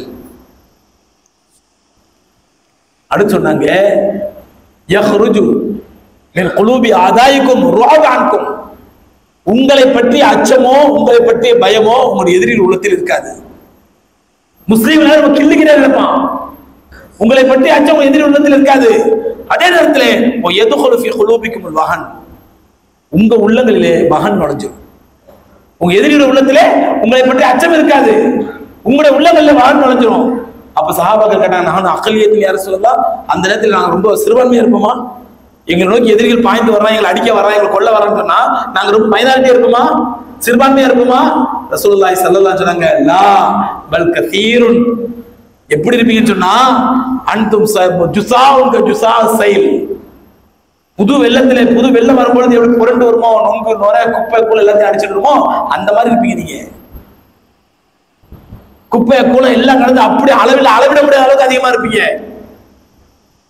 அதிகபட்சமா இருப்பீங்க, பெரும்பான்மையா இருப்பீங்க. நல்லா புரிஞ்சுங்க. நம்மளை பார்த்து யாராவது சிறுபான்மை மைனாரிட்டி சொன்னானா அவன் தான் நம்முடைய முதல் எதிரி, ஞாபகத்துல வச்சுங்க. முஸ்லீம்களை பார்த்து சிறுபான்மை மக்கள் அப்படின்னு சொன்னாடா அவன் தான் நம்மளோட முதல் எதிரி. நம்முடைய சைக்காலஜிக்கலா நம்மளை கூணி குறுக வைக்கிறான் நம்மளை. இல்லைங்க சகோதரே, உலகத்தினுடைய இரண்டாவது பெருங்குடி மக்கள் பெரும்பான்மை மக்கள் சமுதாயம் நாம். கூடி சீக்கிரம் இன்ஷா அல்லாஹ் முதல் பெரும்பான்மை ஆயிரலாம் இன்ஷா அல்லாஹ். உலகத்திலே பெரும்பான்மை சமுதாயமா நாம இருக்கிறேன். நாமளே பார்த்து யாரும் சிறுபான்மை சொல்லுவான். சாபங்கள் சொன்னாங்க, வெள்ளத்திலே புரண்டு வரக்கூடிய குப்பைகளை மாதிரி அதிகமா இருப்பீங்க நீங்க. ஆனா உங்களை அடிப்பான். காரணம் என்ன தெரியுமா? எது வகன், உங்களுடைய உள்ளங்களிலே வகன் நுழைஞ்சிரும். உங்களுடைய உள்ளங்களிலே வகன் நுழைஞ்சிரும். சஹாபாக்கள் இது வரைக்கும் வகன்கிற வார்த்தை கேள்விப்பட்டதே இல்லை. சொன்னாங்க, யார சொல்லலாம் ஒமல் வகனும், ஒமல் வகன் யார சொல்லலாம். ரசூலா வகன்னா என்ன புதுசா வார்த்தை சொல்றீங்க, இது வரைக்கும் கேள்விப்பட்டதே இல்லையே, வகன்னா என்ன? ரசூலா சொன்னாங்க, ஹப்பு துனியா வ கராஹியத்துல் மௌத். ஹப்பு துனியா வ கராஹியத்துல் மௌத். உலகத்தின் மீது மோகமும் மரணத்தின் மீது வெறுப்பு. இந்த உலகத்தின் மீது உங்களுக்கு அளப்பரிய ஒரு மோகம் வந்துடும். பணம் பணம் பணம் பணம் பணம் பணம் பணம் பணம் வெறி பிடிச்சாலே நீங்க ரசூலா சொன்னாங்க, உலகத்தின் மீது மோகம் வந்துடும். பணம் தான் எல்லாமே, பணம் இருந்தா எதுவும் தேவையில்லை என்ற மனநிலைக்கு ஆளாயிடுவீங்க. இன்னைக்கு நம்ம அப்படி ஆயிட்டோமா? நீங்க அந்த நிலைமைக்கு ஆளாயிருக்கமா? என்ன சொல்றீங்க? ஏதோ அன்றாடம் காட்சி போனோம், நாளைக்கு 1000 ரூபாய் 2000 ரூபாய் சம்பாதிக்கலாம் வீட்டு சேவைக்கு, இது போய் பணம் வெறி பிடிச்சாலும் அர்த்தமா? ஒரு மனிதன் தன்னுடைய மனைவியும் தன்னுடைய மக்களை காப்பாற்றுவதற்காக, அவங்களுக்கு உறைவிடத்திற்காக, உணவு கொடுப்பதற்காக, உடை கொடுப்பதற்காக ஏதோ காலையில போறான், சம்பாதிக்கலாம், சாய்ந்த வரனா, இதுக்கு பேர் இல்லை பணவெறி. பணவெறி என்ன தெரியுமா? அதே மனிதன் ஒரு அன்றாடம் காட்சி காலையில முடிச்சு கடைக்கு போறான், இங்க வேலைக்கு போறான், ஒரு 500 ரூபாய் கிடைக்குது, ஒரு 1000 ரூபாய் கிடைக்குது, அன்றாட செலவுக்கு சம்பாதிச்சுட்டு வந்துடுறான். இதுக்கு பேர் பணவெறி அல்ல. அதே மனிதன் தன் மகளுக்கு மாப்பிள்ளை பார்க்கறான், ஒரு தெரிஞ்ச புரோக்கர்ட்ட சொல்லி வைக்கிறான், நல்ல மாப்பிள்ளை இருந்தா சொல்லுங்க பாய் அப்படின்னு. அவர் ஒரு மாப்பிள்ளை கொண்டு வர்றாரு. அந்த மனிதன் அந்த அன்றாடம் காட்சி நல்ல தீர்ந்தாரின்னு வச்சுக்க, நல்ல இபாதத்தாரி தொழுகை, நல்ல இபாதத்தா தங்கமான மனுஷன், அன்றாடம் காட்சி அவர் கொண்டு வர்றாரு. ஒரு மாப்பிள்ளை பாய், ஒரு தங்கமான மாப்பிள்ளை இருக்கான் பாய், சொல்லுங்க பாய். பையன் அந்த முகல்லால அவன் தான் போய் தங்கம், பத்திரமா தங்கம். காலை தஹஜ்ஜுதுக்கே பள்ளிக்கு வந்துடுவான் பாய், தஹஜ்ஜுதுக்கே பள்ளிக்கு வந்துடுவான் பாய். மோதினார்ட்ட அவன் தான் ஃபஜ்ருக்கு பாங்க சொல்லுவான், இமாம் சாப்பிட்டு அவன் தான் சுபஹ் தொழுவான். அவ்வளோ அழகா இருக்கும் கராத்து, அவ்வளோ தங்கமான பையன், ஓதுன பையன்.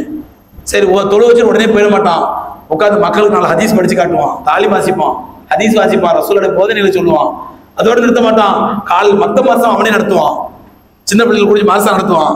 அதோட 8-9 மணிக்கு வீட்டுக்கு போனாட்டாக்கா அப்புறம் மொஹல்லால போய் கஷ்டப்பட்டு யாராவது இருக்காங்களா, விதவை இருக்காங்களா, முதியோர் இருக்காங்களா, அவங்களுக்கு தான் மருந்து மாத்திரை வாங்கி கொடுக்கணுமா, ஏதாவது பென்ஷன் வாங்கி கொடுக்கணுமா, ரேஷன் கார்டு வாங்கி கொடுக்கணுமா, ஏதாவது இபி பில் கட்டணுமா, அந்த வேலையை பூரா செய்வான் மொஹல்லா எல்லாத்தையும். லோருக்கு வாங்க சொல்றது முன்னாடி பள்ளிக்கு வந்துருவான். அந்த மாதிரி போய் சமுதாய சேவன் அப்படி முன்னாடி வந்து நிற்பான். அவ்வளவு தங்கமான போய் யாரை பத்தி புற பேச மாட்டான், ஃபித்ரா பேச மாட்டான், ஃபசாது பேச மாட்டான். அவன் உண்டோ இபாதத்துன்னு இருப்பான். அவ்வளவு தங்கமான பையன் பை, நம்ம பிள்ளைக்கு பார்த்துருமா அப்படின்ற உடனே அவரை விட்டுருங்க, அந்த தீதாரை விட்டுருங்க, அந்த இபாதத்தை அறிஞ்சு அவரை விட்டுருங்க. அன்றாட காட்சி அந்த இடத்துல என்ன வச்சுக்கிறேன் நான் இருக்கிறேன், நீங்க அந்த பொண்ணை பெற்ற நான் தான், நீங்க நான் என்னங்க கேட்பேன், அடுத்த வார்த்தை என்னங்க கேட்பேன் சொல்ல, புரியுதா? நான் என்ன கேட்பேன் அடுத்த வார்த்தை, பையன் என்ன பண்றாரு, பையன் எப்பனா இல்லையாங்க. நான் அதெல்லாம் மட்டும் மக்கள் அந்த கவலைப்பட மாட்டேன், கொடுத்துருது அவளியாக தான் நீங்களாம். நானும் தான் அப்படிதான் கேட்பேன், நீங்க வேணா கேட்காம இருக்கலாம் அமைதியா இருக்கிறத பார்த்தா. நான் அடுத்த வார்த்தை என்ன கேட்பேன், பையன் என்ன பண்றாரு? அந்த புரோக்கர் சொல்றாரு, என்ன சத்து கேக்குறீங்க, இவ்வளவு பண்றாரு, காலை தஹஜ்ஜுதுல இஷா வரைக்கும் இவ்வளவு பண்றாரு, அதெல்லாம் இருக்கட்டுங்க, பையன் என்ன சம்பாதிக்கிறாரு. அவ எனக்கு அந்த நம்பிக்கை வருதுல்ல, எனக்கு அந்த நம்பிக்கை வருதுல, இவ்வளவு தங்கமான ஒரு பையன் சமுதாய சேவை செய்யறான், தீனட ஹிதமத் செய்யறான், ஐவர் தொழில பெர்ஃபெக்ட்டா இருக்கிறான், அகலாக்ல அற்புதமா இருக்கிறான், இவ்வளவு தங்கமான பையனுக்கு சோறு போடக்கூடிய அல்லாஹ் என்னுடைய மகளை அவனுக்கு கட்டி கொடுத்தால் என்னுடைய மகளை அல்லாஹ் கட்டி போட்டுவானா? என் மகளுக்கு நல்லா சோறு போட மாட்டானா என்ற நம்பிக்கை எனக்கு இல்லை. அதான் என்ன பண்ண, எல்லாம் இருக்கட்டும், மாப்பிள்ளை என்ன பண்றார், மாப்பிள்ளை என்ன பண்றார் ரிஜெக்ட் பண்ணிடுவேன். அதுல நல்ல மாப்பிள்ளை பாருங்க, பொழப்பு தலைப்பில் பையன் கட்டி நல்ல மாப்பிள்ளை பாருங்க போங்க.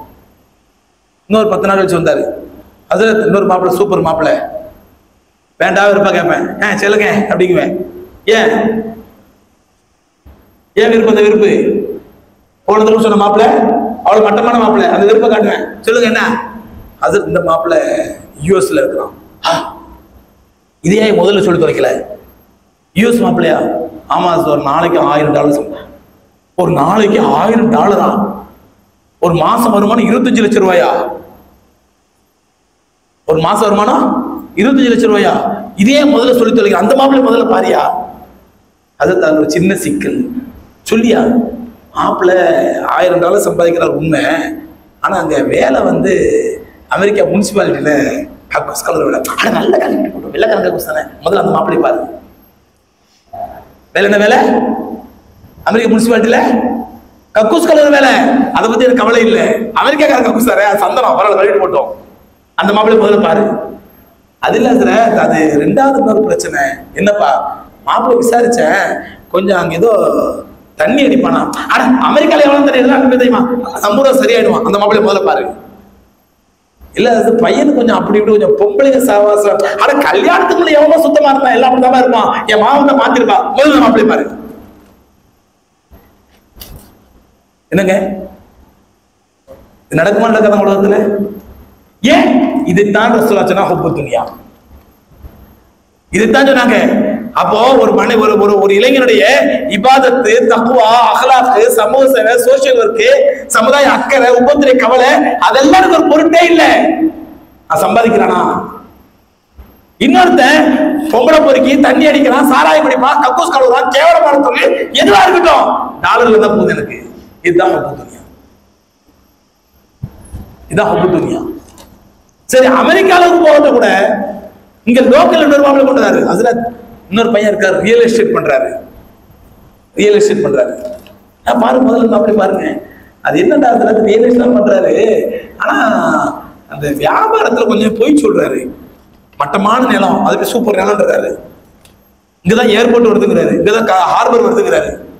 ஆனா வியாபாரத்துல எல்லாம் அப்படிதான் முதல்ல மாப்பிள்ளை பாருங்க. அவன் வியாபாரத்துல போய் சொல்லி ஹராமா சம்பாதிச்சாலும் பரவாயில்ல, அந்த மாப்பிள்ளை பாரு. ஏன்னா அவன் சம்பாதிக்கிறான். அல்லாஹ் நம்ம எல்லாரையும் மன்னிப்பானாக. இதற்கு பேர் தான் கண்மணி நாயகம் ரசூலுல்லாஹி கரீம் ஸல்லல்லாஹு அலைஹி சொன்னாங்க, ஹுப்பு துன்யா. ஹுப்பு துன்யா, இந்த ஹுப்பு துன்யா இன்னைக்கு எல்லாரோட உள்ளத்துல நீக்கமர நிறைஞ்சிருச்சு, நீக்கமர நிறைஞ்சிருச்சு எல்லாரோட உள்ளத்திலையும். யூத நஸ்ரானிகள் அதைத்தான் எதிர்பார்க்கிறாங்க. என்னைக்கு இந்த உலக முஸ்லிம் உம்மத்துடைய உள்ளத்திலே ஹுப்பு துன்யா வருமோ, உலகத்துக்கு முக்கியத்துவம் கொடுப்பானோ, உலக ஆசைக்கு முக்கியத்துவம் கொடுப்பானோ, அன்றைக்கு இவன் அல்லாஹ் விட்டு தூரமாகி விடுவான் என்ற கண்மணி நாயகம் ரசூலுல்லாஹி கரீம் ஸல்லல்லாஹு அலைஹி வஸல்லம் அவருடைய வார்த்தையை முஸ்லிம்களாகிய நாம நம்புறோமோ இல்லையோ, யூத நஸ்ரானிகள் நம்புறாங்க. அவன் நம்புறான். நான் யதார்த்தமான உதாரணம் சொல்றேன் உங்களுக்கு. அல்லது வருஷத்துக்கு 2-3 தடவை நான் இஸ்ரேலுக்கும் பலஸ்தீனுக்கும் பயணிக்கிறாள். குரூப் கூட்டிட்டு போறோம், சியாரத்து பைத்துல் முகம்மது சியாரத்துல போயிட்டு வந்துட்டு இருக்கோம். சமீபத்துல ஒரு முறை சுருக்கமா முடிச்சிடறேன். சமீபத்துல ஒரு முறை நான் பிளைட்ல போயிட்டு ஒரு அரபி மேகசின் இருந்தது முன்னாடி அந்த சீட்ல எடுத்து பார்த்தா, அதுல இஸ்ரேலுடைய பார்லிமெண்ட் பட்ஜெட்டை பத்தி ஒரு ஆர்டிகல் எழுதி இருக்குது, அரபி ஆர்டிகல். சும்மா அதில் படிச்சுட்டே இருந்தா அந்த ஆர்டிகல்ல போட்டிருக்காங்கன்னு சொன்னா, கரக்கது மரத்தை விவசாயம் செய்வதற்காக ஒரு தொகை ஒதுக்குறான். ஒரு வகை மரம், அந்த மரத்தை விவசாயம் செய்வதற்காக ஜராஅத்துல் கர்கத்னு போட்டு, ஜராஅத்துல் கர்கத்துக்காண்டி ஒரு தொகை ஒதுக்கப்பட்டிருக்குது அப்படின்னு போட்டிருக்கான்.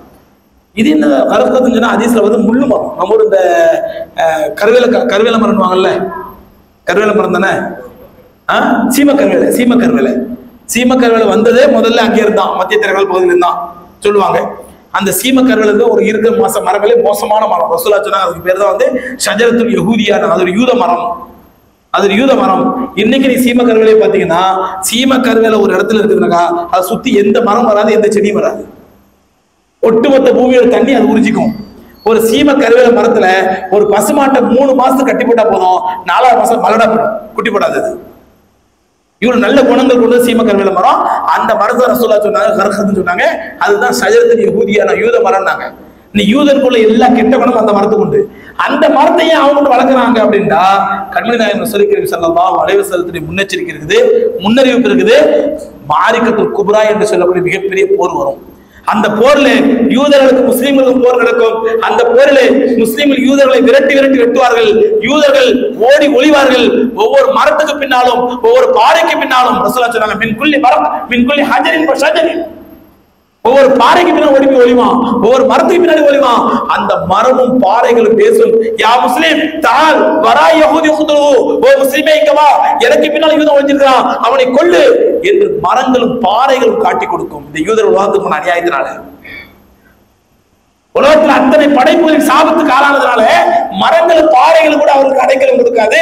ஒவ்வொரு மரமும் பேசும், ஒவ்வொரு பாறையும் பேசும், யா முஸ்லிம் தால் வரா யஹூதி குதுரு, ஓ முஸ்லிமே இங்க வா, எனக்கு பின்னால் யூதன் ஒளிஞ்சிருக்கான், அவனை கொல்லு என்று மரங்களும் பாறைகளும் பேசும். ரசூலுல்லாஹ் சொன்னாங்க இல்லா ஷஜரத்துல் கரகத், கரகத் மரத்தை தவிர அந்த மரம் மட்டும் தனக்கு பின்னால் ஒளிந்த யூதர்களை காட்டி கொடுக்காது. ஏனென்றால் அன்னஹா ஷஜரத்துல் யஹூதியா, அதுவே ஒரு யூத மரம். ரசூலுல்லாஹ் சொன்னாங்க. இது புகாரி ஷரீஃப் ஹதீஸ், பிரபலமான ஹதீஸ். இந்த ஹதீஸை எப்பொழுது எத்தனை பேர் கேள்விப்பட்டிருப்போம்னு தெரியல, எத்தனை பேர் நம்புறோன்னு தெரியல.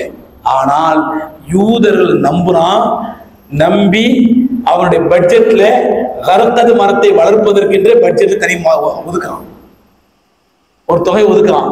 ஏன் காரணம் என்ன? நிச்சயமாக சத்தியமாக மாரிகத்துல் குப்ரா வரப்போகிறது. முஸ்லிம்கள் நம்மை துரத்தி துரத்தி கொல்ல போகிறார்கள். நாம் மரங்களுக்கு பின்னால் பாறைகளுக்கு பின்னால் அடைக்கலம் தேட போகிறோம்.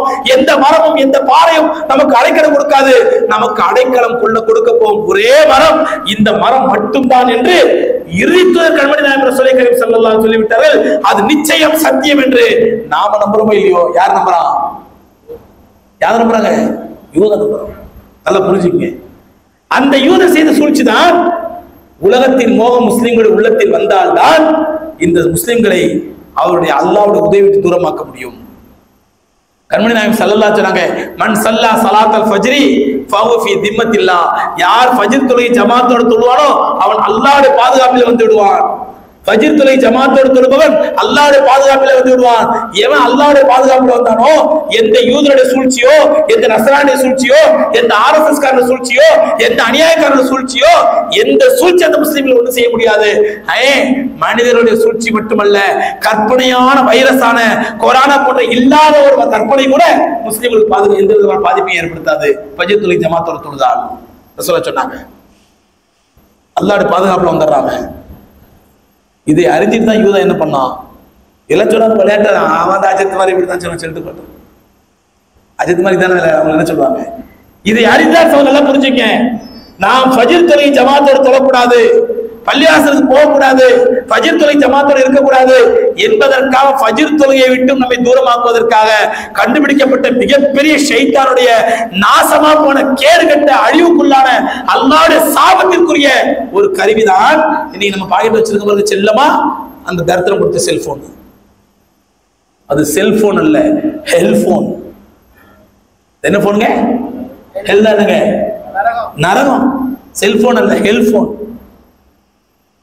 நைட் 1 மணி நேரம் நோண்டிட்டு உட்காந்துருக்கான், 1 மணி தடவிட்டே இருக்கிறான். என்ன ஆகுது? என்னைக்கு உம்மத்து ரசூலுல்லாஹி ஸல்லல்லாஹு அலைஹி வஸல்லம் இஷாவுக்கு பிறகு கதை பேச தடை செய்தார்கள். இஷாவுக்கு பிறகு கதை பேசாதீங்க, இஷாவுக்கு முன்னாடி சாப்பிடுங்க, இஷாவுக்கு பிறகு தூங்குங்க, அதிகாலை எழுந்திருங்க என்று சொல்லப்பட்ட விஷயம் இன்னைக்கு இந்த ஹெல்போன் வந்த பிறகு, இந்த ஹெல்போன் வந்த பிறகு நைட்டு 12 மணி வரை 1 மணி தேய்ச்சி உட்காந்துருக்கலாம். எங்கேயும் சுபுக்கு எந்திரிப்பான். அப்புறம் எங்க அல்லாஹ்வுடைய பாதுகாப்பு கிடைக்கும்? அருமை சகோதரர்களே, அல்லாஹ் விளங்கக்கூடிய பாக்கியம் தருவானாக. அதனால இந்த உம்மத் அல்லாஹ்வுடைய உதவியை பெற வேண்டும் என்றால் அல்லாஹ்வுடைய எதிரிகளுடைய சூழ்ச்சிகளை விட்டு பாதுகாக்கப்பட வேண்டும் என்றால், எல்லா விதமான பலா முசீபத்துகள் பாதுகாக்கப்பட வேண்டும் என்றால் அவர்கள் கல்வியோடு அல்லாஹ்வில் இருக்கணும். கல்வியோடு அல்லாஹ்வில் இருக்கணும்.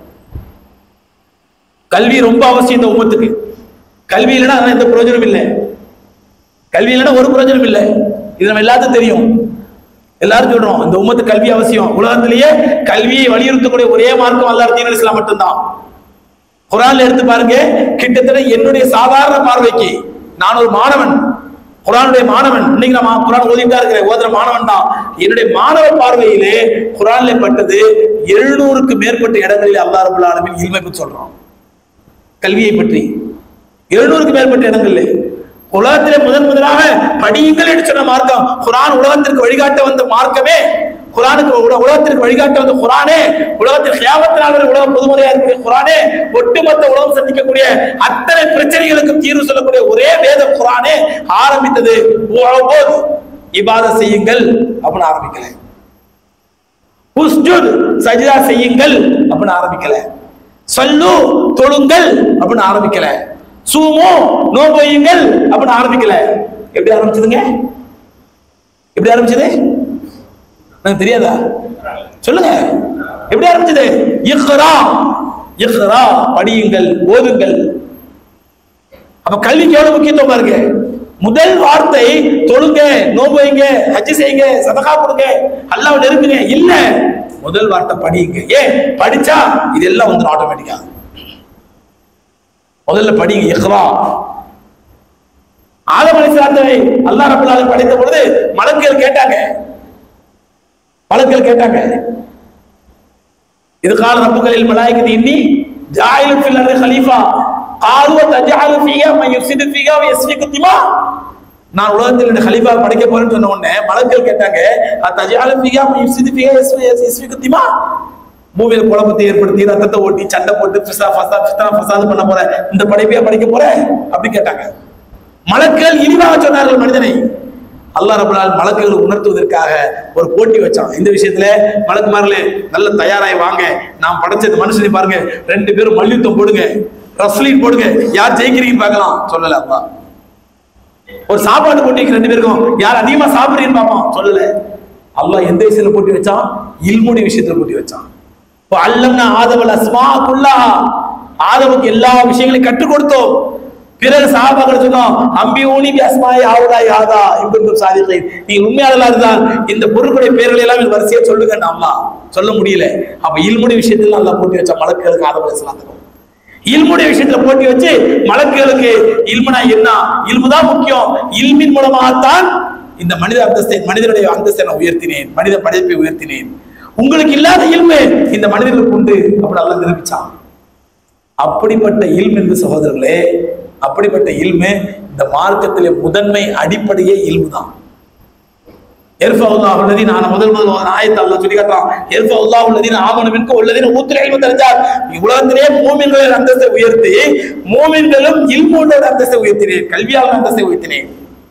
அல்லாஹ் சொல்றான், கல்வியாளர் அந்தஸ்தை அல்லாஹ் உயர்த்தி வைக்கிறான். ஆக இந்த சமுதாயம் எதுவரை கல்வியில மேம்படுமோ, ஆண்களா இருக்கட்டும் பெண்களா இருக்கட்டும், கல்வியில மேம்படுமோ அன்றைக்கு இந்த சமுதாயம் உருப்படும். இதுல மாற்றுக்கிறதே கிடையாது யாருக்கும், எல்லாத்துக்கும் தெரியும். இது அப்ஜெக்ஷன் பண்ண யாரும் இருக்க முடியாது. ஆனால் எங்க பிரச்சனைடா, எந்த கல்வி கல்விங்கிறவங்க எந்த கல்வியில மேம்பாடு அடையணும், அதுதான் பிரச்சனையே. நாம கல்வியை 2ஆ பிரிச்சுட்டு இருக்கேன். ஒன்னு உலக கல்வி, இன்னொன்னு மார்க்க கல்வி. அல்லாஹ் ரசூல் எங்கேயுமே பிரிக்கல. உலக கல்வி மார்க்கல் அல்லாஹ் எங்கேயுமே சொல்லல. இல்முன்னு சொல்ற அத்தனை இடங்களும் அல்லாஹ் பொதுவாக தான் சொன்னார். இல்முன்னு சொன்ன ரசூலுல்லாஹி ஸல்லல்லாஹு அலைஹி வஸல்லம் அல்லாஹ் கல்வியை பொதுவாக தான் சொன்னார்கள். இல்முல் அஸ்ரியா, இல்முல் துன்யவியா, இல்மு தீனியா அப்படிலாம் பிரிக்கல. உலக கல்வி மார்க்க கல்வி பிரிக்கல. இன்னைக்கு நம்ம சுயநலத்துக்காக என்ன பண்ணிட்டோம், உலக கல்வி தனி மார்க்க கல்வி தனி. யார் பிரிச்சது? யூத நஸ்ரானுடைய சூழ்ச்சி. அந்த சூழ்ச்சியின் விளைவு நாம பிரிச்சோம் உலக கல்வி மார்க்க கல்வி. இல்லைன்னா அல்லாஹ் ரப்பல் ஆலமீன் குர்ஆன்ல எங்கேயுமே உலக கல்வி மார்க்க கல்வி பிரிக்கல. அல்லாஹ் ரசூலுல்லாஹ் எங்கேயுமே உலக கல்வி மார்க்க கல்வி பிரிக்கல. நான் இதை பத்தி பேசுறேன், ஒரு 2 மணி நேரம் பேசுவேன். அவ்வளவு ஆயத்துகள் ஹதீஸ்கள் இருக்குது. எந்த கல்வி உலக கல்வி சொல்றானா அல்ல மார்க்க கல்வி சொல்றானா? அல்லாஹ் பிரிக்கல, அல்லாஹ் ரசூலும் பிரிக்கல. நாம பிரிச்சு வச்சிருக்கோம் உலக கல்வி தெரியும் மார்க்க கல்வி தெரியுது. உலக கல்வினாக்கா ஏபிசிடி படிக்கிறது, பிஏ படிக்கிறது, இதெல்லாம் உலக கல்வி. மார்க்க கல்வி படிக்கிறதுனா ஜுப்பா வச்சு தொப்பி போட்டுக்கிட்டு ஒரு பால் பிஸ்கின் மாதிரி வேஷம் போட்டுக்கிட்டு அவரு மார்க்க கல்வி படிப்பாரு. இவர் கோட் சூட் போட்டுக்கிட்டு நல்ல பந்தாவா இருப்பாரு. அவர் எப்படி பாப்பாருன்னா, இந்த ஆலிம் சாங்லாம் ஒரு அறிவு கிடையாது, ஒண்ணு கிடையாது. ஒரு ஏபிசி தெரியுமா எங்களுக்கு, ஆலிம் சாங் வரைத்தோடு வைத்த இவங்களுக்கு அப்படி இவர் பாப்பாரு. அவர் எப்படி பாப்பாருன்னா, பெரிய கோட் சூட் போட்டு பெரிய ஆள, நீ உனக்கு அல்லாங்கிற வார்த்தை அடுத்த வார்த்தை தெரியுமா, உனக்கு ஒரு ஆயத்தல் ஓ தஜீதுல் ஓ தெரியுமா, உனக்கு அல்லம் சூரா ஓ தெரியுமா, இவர் எப்படி பாப்பாரு. இப்படி பிளவுபட்டு இருக்கிறது கல்வி இரண்டாக இந்த உம்மத்திலே. இரண்டு அல்லாஹ் பிரிக்கிற, அல்லாஹ் ரசூலும் பிரிக்கிற. எங்கேயுமே நம்ம உலக கல்வின்னு எதாக்கிட்டோம்டா, எது உலகத்தை சம்பாதிப்பதற்கான கல்வியோ அது உலக கல்வி. தீனை சம்பாதிப்பதற்கான கல்வி மார்க்க கல்வி. ரெண்டு கல்வியை பிரிச்சிட்டோம். இல்ல சகோதரர்களே, எந்த கல்வியுமே அல்லாஹ்வும் அல்லாஹ் ரசூலும் கற்றுத்தரக்கூடிய கல்வி நிச்சயமாக, எந்த கல்வியா இருந்தாலும் நிச்சயமாக சத்தியமாக அது உலகத்தை சம்பாதிப்பதற்கான கல்வி அல்ல. நல்லா புரிஞ்சுக்கிறாங்க. அல்லாஹ்வும் அல்லாஹ் ரசூலும் எதையெல்லாம் கல்வி என்று அங்கீகரித்தார்களோ அது உலகத்தை சம்பாதிப்பதற்கான கல்வி அல்ல. ஒரு மனிதனை மனிதனாக வாழ செய்து உலகத்திலும் வெற்றி பெற்று ஆகத்திலும் வெற்றி பெற வைக்குமே அந்த கல்வியை தான் அல்லாஹ் கல்வின்னு சொல்றான். மனுஷனா வாழ வைக்கணும் அந்த கல்வி. அது உலகத்தில் அவனுக்கு வெற்றியை கொடுக்கணும், ஆகத்தில் வெற்றி கொடுக்கணும், அதைத்தான் நல்லா கல்வின்னு சொல்றான். இந்த கல்வியை விட்டு இந்த சமுதாயத்தை பிரிப்பதற்காக தான் இது ஒரு பெரிய வரலாற்று சூழ்ச்சிக்கு. இந்தியா சுதந்திரம் அடையும் பொழுது பிரிட்டிஷ் பார்லிமெண்ட்ல ஒரு மீட்டிங் நடக்குது. நம்ம எல்லாம் தெரிஞ்சவங்க படிச்சவங்க தெரிஞ்சிருப்போம். பிரிட்டிஷ் பார்லிமெண்ட்ல விவாதம் நடக்குது, இந்தியா சுதந்திரம் கொடுக்காம வேணாமான்ட்டு. அந்த நேரத்தில் கிளாக்ஸ்டோன் என்று சொல்லக்கூடிய ஒரு senate member, British parliament senate member Gladstone, நெட்ல பாருங்க, கிளாக்ஸ்டோன் செனட் மெம்பர் போட்டு பாருங்க, இந்த வரலாறுலாம் வரும். கிளாக்ஸ்டோன் சொல்லக்கூடிய டைம் ஆயிடுச்சா, முடிச்சிடலாமா? ஆமான்னு சொல்ல மாட்டேங்கிறாங்க. முடிக்கலாம் போங்க, எங்களுக்கு என்ன முடிக்கலாமா, கொஞ்சம் பேசலாமா? போதும் முடிச்சிருன்றீங்களா? முடிச்சிடுறேன். நான் ஒரு அஜத்தை தான் ஊர்ல இருந்து பேசினாராம். பயான் ஆரம்பிக்கும் போது எவ்வளவு நேரம் பேசலாங்கட்டான். யாரும் ஒண்ணுமே பதில் சொல்லியா, அட சொல்லுங்க எவ்வளவு நேரம் பேச சொல்லுங்கடா. எல்லாம் அமைதியா இருந்தாங்களாம். ஒருத்தர் சொன்னாரா, ஹசரத் எவ்வளவு நேரம் பேசுங்க ஹசரத். அப்படியாங்க, ஆனா நாங்க 10 நிமிஷம் உட்கார மாட்டோம். அந்த மாதிரி ஆடாதுல முடிச்சாங்க இன்ஷா அல்லாஹ். அப்ப அந்த கிளாக்ஸ்டோன் சொல்லக்கூடிய அந்த செனட் மெம்பர் எழுச்சி பேசுறான், நாம சுதந்திரம் கொடுத்தா அவங்க ஃப்ரீடம் ஆயிடுவாங்க, நம்முடைய சந்தையாக இந்தியாவை மாற்ற முடியாது, நம்முடைய உற்பத்தி பொருளாக இந்தியாவில் விற்க முடியாது, இப்படிலாம் சில பேர் கவலைப்பட்டாங்க. ஆனா நான் சொல்றேன், நாம் அவர்களுக்கு சுதந்திரம் கொடுப்பது ஜியோகிராபிக்கல் ஃப்ரீடம் ஒன்லி. புவியியல் ரீதியான நாம் சுதந்திரத்தை தான் கொடுக்கிறோம் அவர்களுக்கு. ஆனால் நாம் புவியியல் ரீதியா சுதந்திரத்தை கொடுத்துட்டு நான் ஆராய்ச்சி பண்ண ஒரு ஆராய்ச்சி உங்களுக்கு சொல்றேன், அதை நாம் இம்ப்ளிமெண்ட் பண்ணி விட்டால், நடைமுறைப்படுத்தி விட்டால் அவர்கள் ஜியோகிராபிக்கல் ரீதியா ஃப்ரீடம் ஆயிடுவாங்க. ஆனா காலகாலத்திற்கும் கல்ச்சுரல் ஸ்லேவ்ஸாக நமக்கு இருப்பார்கள் அவர்கள், கலாச்சார அடிமைகளா நமக்கு இருப்பார்கள் அவர்கள். ஜியோகிராபிக்கல் ஃப்ரீடம், ஆனா கலாச்சார ரீதியாக கல்ச்சுரல் ஸ்லேவ்ஸா நமக்கு இருப்பாங்க அப்படின்னு சொல்றான். ஒரு புத்தகத்தை எடுக்கிறான், எடுத்து அந்த பேப்பர் கிழிச்சு காட்டுறான். ஒரு புத்தகத்தை பேப்பர் கிழிச்சு காட்டுறான். சொல்றான், இந்த பேப்பர் இந்த புத்தகத்தோடு இருந்தவரை தான் அதுக்கு மரியாதை. இதை விட்டு பிரிச்சுட்டா இந்த பேப்பர் டிஷ்யூ பேப்பர், இந்த பேப்பர் வச்சு எதை வேணாலும் தொடச்சு போடலாம், அந்த மாதிரி பேப்பர். அதே மாதிரி இன்னைக்கு சமுதாயம், குறிப்பாக முஸ்லிம் உலகம் குர்ஆனோடு ஒட்டி இருக்கிறது. குர்ஆனோடு ஒட்டி இருக்கும் வரை அவர்களிடத்தில் எந்த கல்வியை நம்மளால் பூத்த முடியாது. இவர்கள் என்றைக்கு குர்ஆனை விட்டு அப்புறப்படுத்தப்படுகிறார்களோ, குர்ஆனிய கல்வியை விட்டு நாம் அப்புறப்படுத்தப்படுகிறார்களோ, அதற்கு பிறகு நாம் எதை கல்வி என்று சொன்னாலும் ஏற்றுக்கொள்வார்கள். அதற்கான வழியை பாருன்னு சொன்னோம்னா அந்த செனட் மீட்டிங்ல முடிவு பண்றாங்க. லார்ட் மெக்காலே, லார்ட் டன்லப் என்று சொல்லக்கூடிய 2 அறிவுஜீவிகள், இதெல்லாம் இந்த கதை சொல்றானே, வரலாறு இருக்குது. லார்ட் மெக்காலே, லார்ட் டன்லப் ரெண்டு அறிவுஜீவிகள் நியமிக்கிறாங்க. அவனுக்கு என்ன அசைன்மெண்ட் கொடுக்குறான்னு, நீ ஒரு சிலபஸை உருவாக்கி கொடு, அந்த சிலபஸ் முழுக்க முழுக்க குர்ஆனுக்கு எதிரான சிலபஸா இருக்கும், ஆனால் அது குர்ஆனுக்கு எதிரானது என்று யாருக்கும் தெரியக்கூடாது. ஏன்னா அது வரைக்கும் கல்வினால எந்த கல்விதான்? குர்ஆனிய கல்விதான். நான் இன்னொரு எக்ஸாம்பிள் சொல்றதா இருந்தா, நம்முடைய முன்னாள் பிரதமர் மன்மோகன் சிங் இருந்தாரு, ரிசர்வ் கவர்னரா இருந்தவர், உலகமே பாராட்டக்கூடிய பொருளாதார மேதைகள் ஒருத்தர். அவர் ஒரு இடத்துல சொல்றாரு, நான் பொருளாதாரத்தை கற்றுக்கொண்டது என்னுடைய மதரசா கல்வியிலே ஒரு இன்டர்வியூ சொல்லியிருக்கிறாரு. அப்ப அவருமே மதரசா ஓதிருக்கிறாரு. யார்? மன்மோகன் சிங். அந்த மதரசால பொருளாதாரத்தை படிச்சிருக்கிறாரு. சரி, மன்மோகன் சிங் விடுங்க, ஏன் அனுபவத்தோடு சொல்லவா? ஒரு 4 வருஷத்துக்கு முன்னாடி கல்கத்தால ஒரு பெரிய மாநாடு, தாலீம் கி தாக்கத் அப்படிங்கிற பேர்ல, இப்போ நெட்ல யூடியூப்ல என்னுடைய ஸ்பீச் எடுத்து பாருங்க, அதை பேசுற ஸ்பீச்லாம் இருக்குது. தாலீம் கி தாக்கத்துங்கிற பேர்ல பெரிய மாநாடு கல்கத்தால ஒரு சயின்ஸ் ஆடிட்டோரியம், பெரிய ஆடிட்டோரியம், ஒரு 4000-5000 பேர் உட்கார ஆடிட்டோரியம். அதுல தாலீம் கி தாக்கத்துங்கிற பேர்ல ஒரு பெரிய மாநாடு. அதுல ஸ்பெஷல் கெஸ்டா என்ன கூப்பிடுறாங்க, நான் போயிருக்கிறேன். அதுல அன்னைக்கு அந்த மீட்டிங்ல சீஃப் கெஸ்ட் யார் அப்படின்னு சொன்னா, அப்போ மத்திய அமைச்சர் இப்போ இருக்காரு பியூஷ் கோயல், ஒரு மினிஸ்டர் பியூஷ் கோயல், கல்கத்தாக்காரர் அவரு. எனக்கு தெரிஞ்சு மத்திய அமைச்சரவையில் இருக்கிற ஒரு உருப்படியான அறிவுள்ள அமைச்சர் இருந்தாங்க. மற்ற எல்லாம் கூமுட்டுக்கு இருக்குங்க, எல்லாம் மாட்டு மூத்திரம் குடிக்கிற சாணி மாட்டு சாணி அறிவுல வச்சிருக்க மடையன் மந்திரியா இருக்காங்க. அதுல கொஞ்சம் அறிவாளி அமைச்சர் பியூஷ் கோயல். எல்லாரும் எல்லா மந்திரியும் பாராட்டுவாங்க, பியூஷ் கோயல் நல்ல அமைச்சர், அவர் எந்த துறையை கொடுத்தாலும் அந்த தரமா நிர்வகிப்பாருன்னு சொல்லி. அந்த பியூஷ் கோயல் அன்னைக்கு அங்க ஸ்பெஷல் கெஸ்டா வந்திருக்கிறாரு. நெட்ல யூடியூப்ல இருந்து பாருங்க, ஸ்பீச்ல அந்த பியூஷ் கோயல் உட்காந்துருப்பாரு, நானும் உட்காந்துருப்பேன், பேசுற ஸ்பீச்லாம் இருக்குது. அந்த மீட்டிங்ல நான் கல்வியை பத்தி பேசிட்டு வந்துட்டேன். அப்புறம் கடைசியா மினிஸ்டர் பேசுறாரு, பியூஷ் கோயல் பேசுறாரு. ஆரம்பிச்சு எப்படி ஆரம்பிச்சாரு, பிஸ்மில்லாஹிர் ரஹ்மானிர் ரஹீம், தஜ்வீதோட பிஸ்மில்லாஹிர் ரஹ்மானிர் ரஹீம் அழகா தஜ்வீதோட பிஸ்மில்லா சொன்னாரு. சொல்லி முடிச்ச பிறகு லா இலாஹ இல்லல்லாஹ் முஹம்மதுர் ரசூலுல்லாஹ் கலிமா சொல்றாரு. சொல்லி முடிச்சவர் ஸ்பீச் ஆரம்பிக்கிறாரு. ஆரம்பிச்சா ஃபுல்லா குர்ஆன்ல இருந்து கல்வினா என்ன, இப்ப நான் கல்வி பத்தி என்னன்னு சொன்னோம், அந்த ஆயத்துகள், விளக்கங்கள், ஹதீஸ்கள் எல்லாம் சொல்லி ஒரு ஆரம்பம் ஒரு அழகான ஹஸரத் கல்வியை பத்தி எப்படி பேசுறாரோ அந்த மாதிரி பேசி முடிச்சிட்டாரு. மீட்டிங் முடிஞ்ச பார்த்து அப்படியே வாயடிச்சு உட்காந்துட்டேன். ஒரு பிஜேபி மினிஸ்டர் இவ்வளவு அழகா கல்வியை பத்தியும் குர்ஆனை பத்தியும் ஹதீஸை பத்தி பேசுறாரு, பெரிய ஆச்சரியம் எனக்கு. மீட்டிங் முடிச்சு அங்க ஒரு அறையில நாங்கள் ஒரு 5-6 பேர் மட்டும், மினிஸ்டர், நான், அந்த அங்கே உள்ள வைஸ் சான்சலர், ஒரு 5-6 பேர் மட்டும் ஒரு டீ பார்ட்டி. டீ சாப்பிடணும். நான் மினிஸ்டர் பக்கத்தில் உட்காந்துருக்கிறேன். அவர்கிட்ட கேட்டேன், मिनिस्टर साहब आपसे एक सवाल पूछना है भाई। हजरत पूछिए। मुझे बहुत शक्का गया ये मिनिस्टर जी कोई मुसलमान है या हिंदू है। அவர்கிட்ட கேட்குறேன், நீ பேசுகிற பேச்சு கேட்டு எனக்கு பெரிய ஆச்சரியமாகி போச்சு, டவுட்டே வந்துருச்சு, நீங்க முஸ்லீமா ஹிந்துவான்னு சொல்லி அவ்வளோ அழகான பேச்சு பேசுறீங்களே, இதெல்லாம் நீ எங்கேருந்து கற்றுக்கிறீங்க, எங்கேருந்து எடுத்தீங்கன்னு கேட்டேன். அவ்வளோ அழகா பிஸ்மில்லா சொல்றீங்க, அவ்வளோ அழகா கலிமா சொல்றீங்க, அவ்வளோ அழகா குர்ஆன் எடுத்துள்ள, எங்கேருந்து எடுத்தீங்கன்னு. அவர் சொன்ன வார்த்தை தெரியுமா, मौलाना मैं भी मदरसा स्टूडेंट हूँ, मैं भी मदरसा स्टूडेंट हूँ। இதுல என்ன தெரியுங்க, அந்த காலத்திலே மதரசாவிலே முஸ்லிம்கள் மட்டுமல்ல முஸ்லிம் அல்லாதவர்களும் படித்து மார்க்க கல்வியை பெற்று பெரிய திறமைசாலியாக இருக்கின்றார்கள். இன்னைக்கு நம்ம மதரசாக்கள்ல மட்டமான கல்வியை பார்க்கிறோம். புள்ள வீட்டு கணக்குல ஊர் கணக்குலையா அவனை மட்டும் மதரசால சேர்த்துறோம். எனக்கு 2 பிள்ளை நல்லா படிக்கிறான், ஒருத்தர் டாப்பரா வர்றான், லாரல் ஸ்கூல்ல படிச்சு +2ல டாப்பர் வந்துட்டான், அவனை நீட் எக்ஸாம் எழுதி டாக்டர் ஆகிடுவேன். இன்னொரு மட்டமான மார்க் எடுக்கிறான், அவர் மாசா ரஹ்மானில் கொண்டு சேர்த்து விட்டுருவேன், இல்ல சலாஹியால கொண்டு சேர்த்து விட்டுருவேன். நீங்க நடக்குதா இல்லையாங்க? இந்த மாதிரி கல்விக்கு நம்ம கேவலப்படுத்தணும்னா அல்லாஹ் நம்மளை கேவலப்படுத்த விடுவானா? நாம அல்லாஹ்வுடைய நுபுவத்துடைய கல்வியை, கண்மணி நாயகம் ஸல்லல்லாஹு அலைஹி வஸல்லம் நுபுவத்துடைய கல்வியை நாம் கேவலப்படுத்துவோம். ஆனா எதிர்பார்ப்பான அல்லாஹ் என்னை கண்ணியப்படுத்த வேண்டும். எப்படி கண்ணியப்படுத்தும் அல்லாஹ்?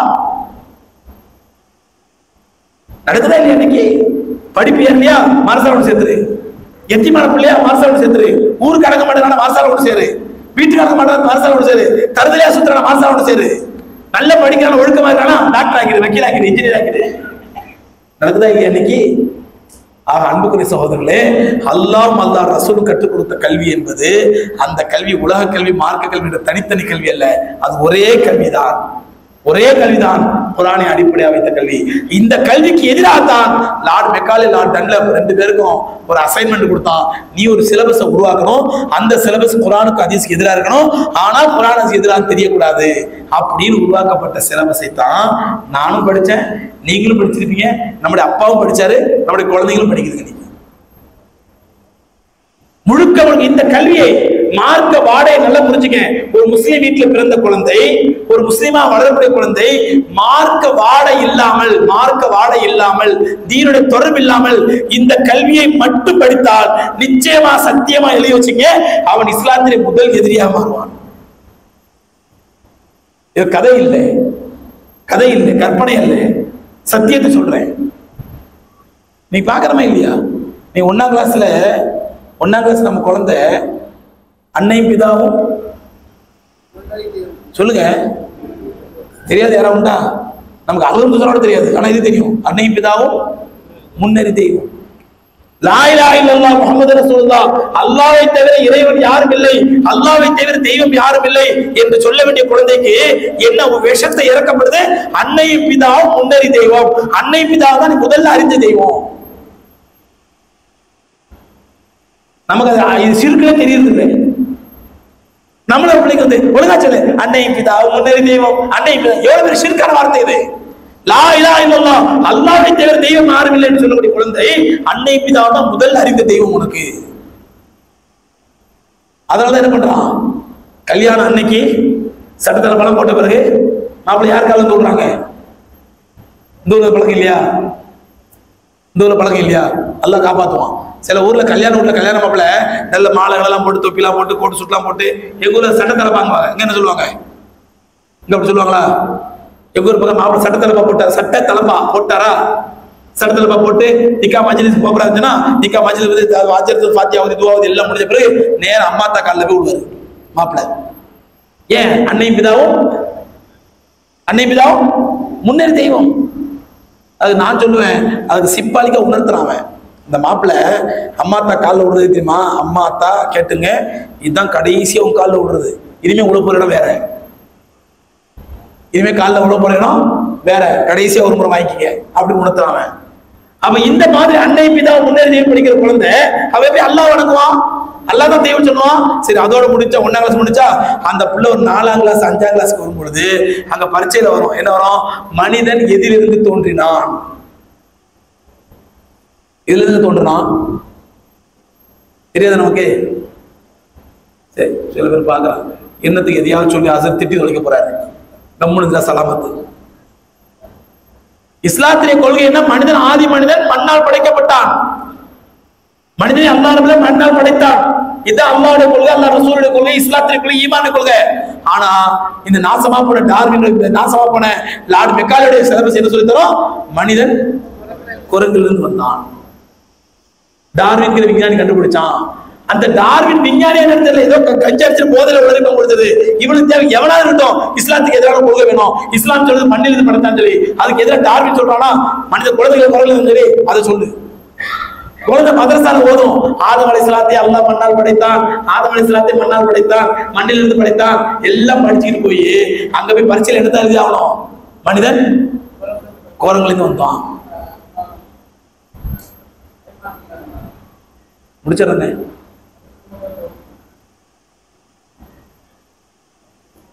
கேட்க விருப்பம் போயிட்டே இருக்கிறாங்க, போயிடலாம். நான் சொல்ல விஷயம் சொல்லி முடிச்சிடறேன். அதனால சகோதரர்களே, இந்த லார்டு மெக்காலேயுடைய உருவாக்கப்பட்ட பாடத்திட்டம் சிலபஸ் தான் இன்னைக்கு நாம படிச்சுட்டு இருக்கோம். இது எதுக்காக படிச்சுட்டு இருக்கிறோம்? இன்றைக்கு கல்வி என்ற பெயரிலே நாம் பள்ளிக்கூடத்துல படிக்க வைக்கிறதும் காலேஜில் படிக்க வைக்கிறதும் எல்லாம் எதுக்காண்டி? பிழைப்புக்காண்டி, வயிற்று பிழைப்புக்காண்டி. அதனால இதுக்கு பேர் கல்வி அல்ல, இதுக்கு பேர் கலை. ஆர்ட்ஸ் அண்ட் சயின்ஸ் காலேஜ்ங்கிறாங்கல்ல, ஆர்ட்ஸ் அண்ட் சயின்ஸ், ஆர்ட்ஸ் கலை. என்ன கலை? வயிற்று பிழைப்புக்கான கலை. என்ன படிச்சா எவ்வளவு சம்பாதிக்கலாம், என்ன படிச்சா எவ்வளவு சம்பாதிக்கலாம். உண்மையான கல்வி என்பது அல்லாஹ்வுடைய தீனோடு சேர்த்து, குர்ஆனிய கல்வியோடு சேர்த்து, ஹதீஸோடு சேர்த்து எந்த கல்வி படிக்கப்படுமோ அதுதான் உண்மையான கல்வி. அல்லாஹ்வுடைய தீன் இல்லாமல், மார்க்கம் இல்லாமல், குர்ஆனிய தொடர்பு இல்லாமல், ஹதீஸின் தொடர்பு இல்லாமல் என் புள்ள எந்த காஃபி ஸ்கூல்ல படிச்சாலும் பரவாயில்ல, அவன் ஜும்மாக்கே அனுமதி கொடுக்காட்டாலும் பரவாயில்ல, அங்க படிச்சாதான் 12th நல்ல மார்க் வாங்குவான், அங்க படிச்சாதான் நீட் பாஸ் ஆவான், அங்க படிச்சாதான் என் பிள்ளை டாக்டர் ஆவான் அப்படிங்கிறதுக்காண்டி பிள்ளைகளுக்கு மார்க்க தொடர்பே இல்லாத பள்ளிக்கூடங்களில் கொண்டு போய் வெறும் அற்பமான இந்த துனியாவை சம்பாதிப்பதற்காக, இந்த அற்பமான இந்த வயிற்று பிழைப்புக்காக நம்ம பிள்ளையோட வாழ்க்கையை பாழாக்கணும்னா அந்த பெற்றோர்கள் அந்த பிள்ளை நரகத்தின் படுகொலை தள்ளுகிறார்கள் பொருள். நீங்க நிறைய பெற்றோர்கள் பண்ணல தான் சொல்ல முடியாது, அதெல்லாம் அப்புறம் கொடுத்துக்கிறாங்க. இப்போ முதல்ல ஸ்கூல்ல படிக்கட்டும், மதரசா பிள்ளையா அதெல்லாம் அப்புறம் போய்க்கலாம், மதரசாக்கள் வேண்டாம், முதல்ல பிள்ளை ஸ்கூல்ல படிக்க, நல்லா படிக்கணும், மதரசா அப்புறம் பார்த்துக்கலாம். ஏங்க அந்த ஸ்கூல்ல 12 வயசு உங்க பையன் 17 வயசு பாலிகாயிட்டான், 12th படிக்கிறான், 11th படிக்கிறான், பருவம் அடிச்சுட்டான், ஜும்மா ஃபர்ல் ஆயிடுச்சு, அவனுக்கு ஜும்மா தூரம் அனுமதிக்க மாட்டேங்கிறான், பரவாயில்ல காலேஜுக்கு போக பார்த்தேன். இப்போ அந்த ஸ்கூலோட சீட்டு கிடைக்காது. அல்லாஹ் நம்ம எல்லாரையும் மன்னிப்பானாக. இந்த மனோநிலை தான் இஸ்லாத்துக்கு ஏற்பட்ட மிக ஆபத்தான மனநிலை. இந்த மனநிலை என்று மாறி இந்த மனோல என்று மாறி அல்லாம இக்பால் சொன்னாங்களே, ஜிஸ்கு துனியா இல்மு कहती है वो जहले महज है इल्म तो है आपके इरशाद फरमाने का नाम. அல்லாம இக்பால் அருமையான கவிதை. ஜிஸ்கு துனியா இல்மு कहती, இந்த உலகம் எதற்கு கல்வி என்று பெயர் வைத்திருக்கிறதோ அதுதான் வடிகட்டிய முட்டாள்தனம். ஜிஸ்கு துனியா இல்மு कहती है वो जहले महज है, அதுதான் வடிகட்டிய முட்டாள்தனம். இல்மு தோஹே ஆப்புக்கே, கல்வி என்றால் என்ன தெரியுமா? இல்மு தோஹே ஆப்புக்கே இர்ஷாத் ஃபர்மான் ஏகனா, எதை கண்மணி நாயகம் ரசூலை கரீம் ஸல்லல்லாஹு அலைஹி வஸல்லம் இந்த உலகத்திற்கு எதை வாரி வழங்கினார்களோ அதுதான் கல்வி. அல்லாஹ் விளங்கக்கூடிய பாக்கி தருவானாக. ஒவ்வொரு முஸ்லிமுடைய உள்ளத்திலிருந்தும் இந்த ஹுப்பு துனியாவை, உலக பேராசையை, உலக மோகத்தை அகற்றி அல்லாஹ்வுடைய தீனோட தொடர்பு கொள்வதற்கும் அல்லாஹ்வோட தொடர்பு கொள்வதற்கும் நசீபு கொடுப்பானாக.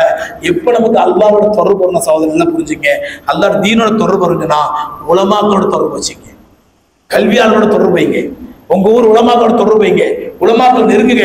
உங்க எந்த பிரச்சனையா இருந்தாலும் உலமாக்களோட ஆலோசனை பண்ணி மஷரா பண்ணி அவங்க குர்ஆன் ஹதீஸ் ஆதாரத்தோட அவங்க சொல்லக்கூடிய தீர்வு ஏற்று நடங்க. இன்ஷா அல்லாஹ் இந்த ஊருக்கே அல்லாஹ் அருள்மொழி பெறுவான், ஊருக்கே பரக்கத் செய்வான். அப்படிப்பட்ட பாக்கியத்தை அல்லாஹ் ஊருக்கு தந்தருவானாக. இந்த பள்ளியை கியாமத் நாள் வரை அல்லாஹ் ரப்பல் ஆலமீன் ஆபாதான பள்ளியை ஆக்கிடுவானாக. கியாமத் நாள் இஸ்லாத்தின் கேந்திரமாக, இஸ்லாத்தின் மர்கஸாக, தீனுடைய சேவையில் நடக்கும் இடமா அல்லாஹ் கபூல் செய்வானாக. வாஹிரு தஅவானா அல்ஹம்துலில்லாஹி ரப்பில் ஆலமீன். அஸ்ஸலாமு அலைக்கும் வரஹ்மத்துல்லாஹி வபரகாத்துஹு.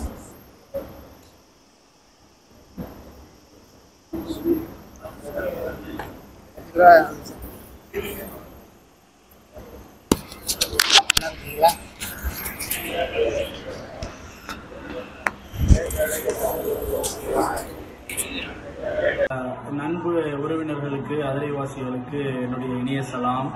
ஏக இறைவனின் சாந்தியும் சமாதானமும் உண்டாகட்டுமாக. எல்லாரும் கிரியேட்டிவிட்டி சேனலை சப்ஸ்கிரைப் பண்ணுங்க, அதை தொடர்ந்து பாருங்க, அவருக்கு சப்போர்ட் பண்ணுங்க. நம்மளுடைய ஊருடைய நல்ல விஷயங்களை எடுத்து சொல்றதுக்கு ஒரு முன் உதாரணமா காக்கா இருக்காப்புல. சந்தோஷம்.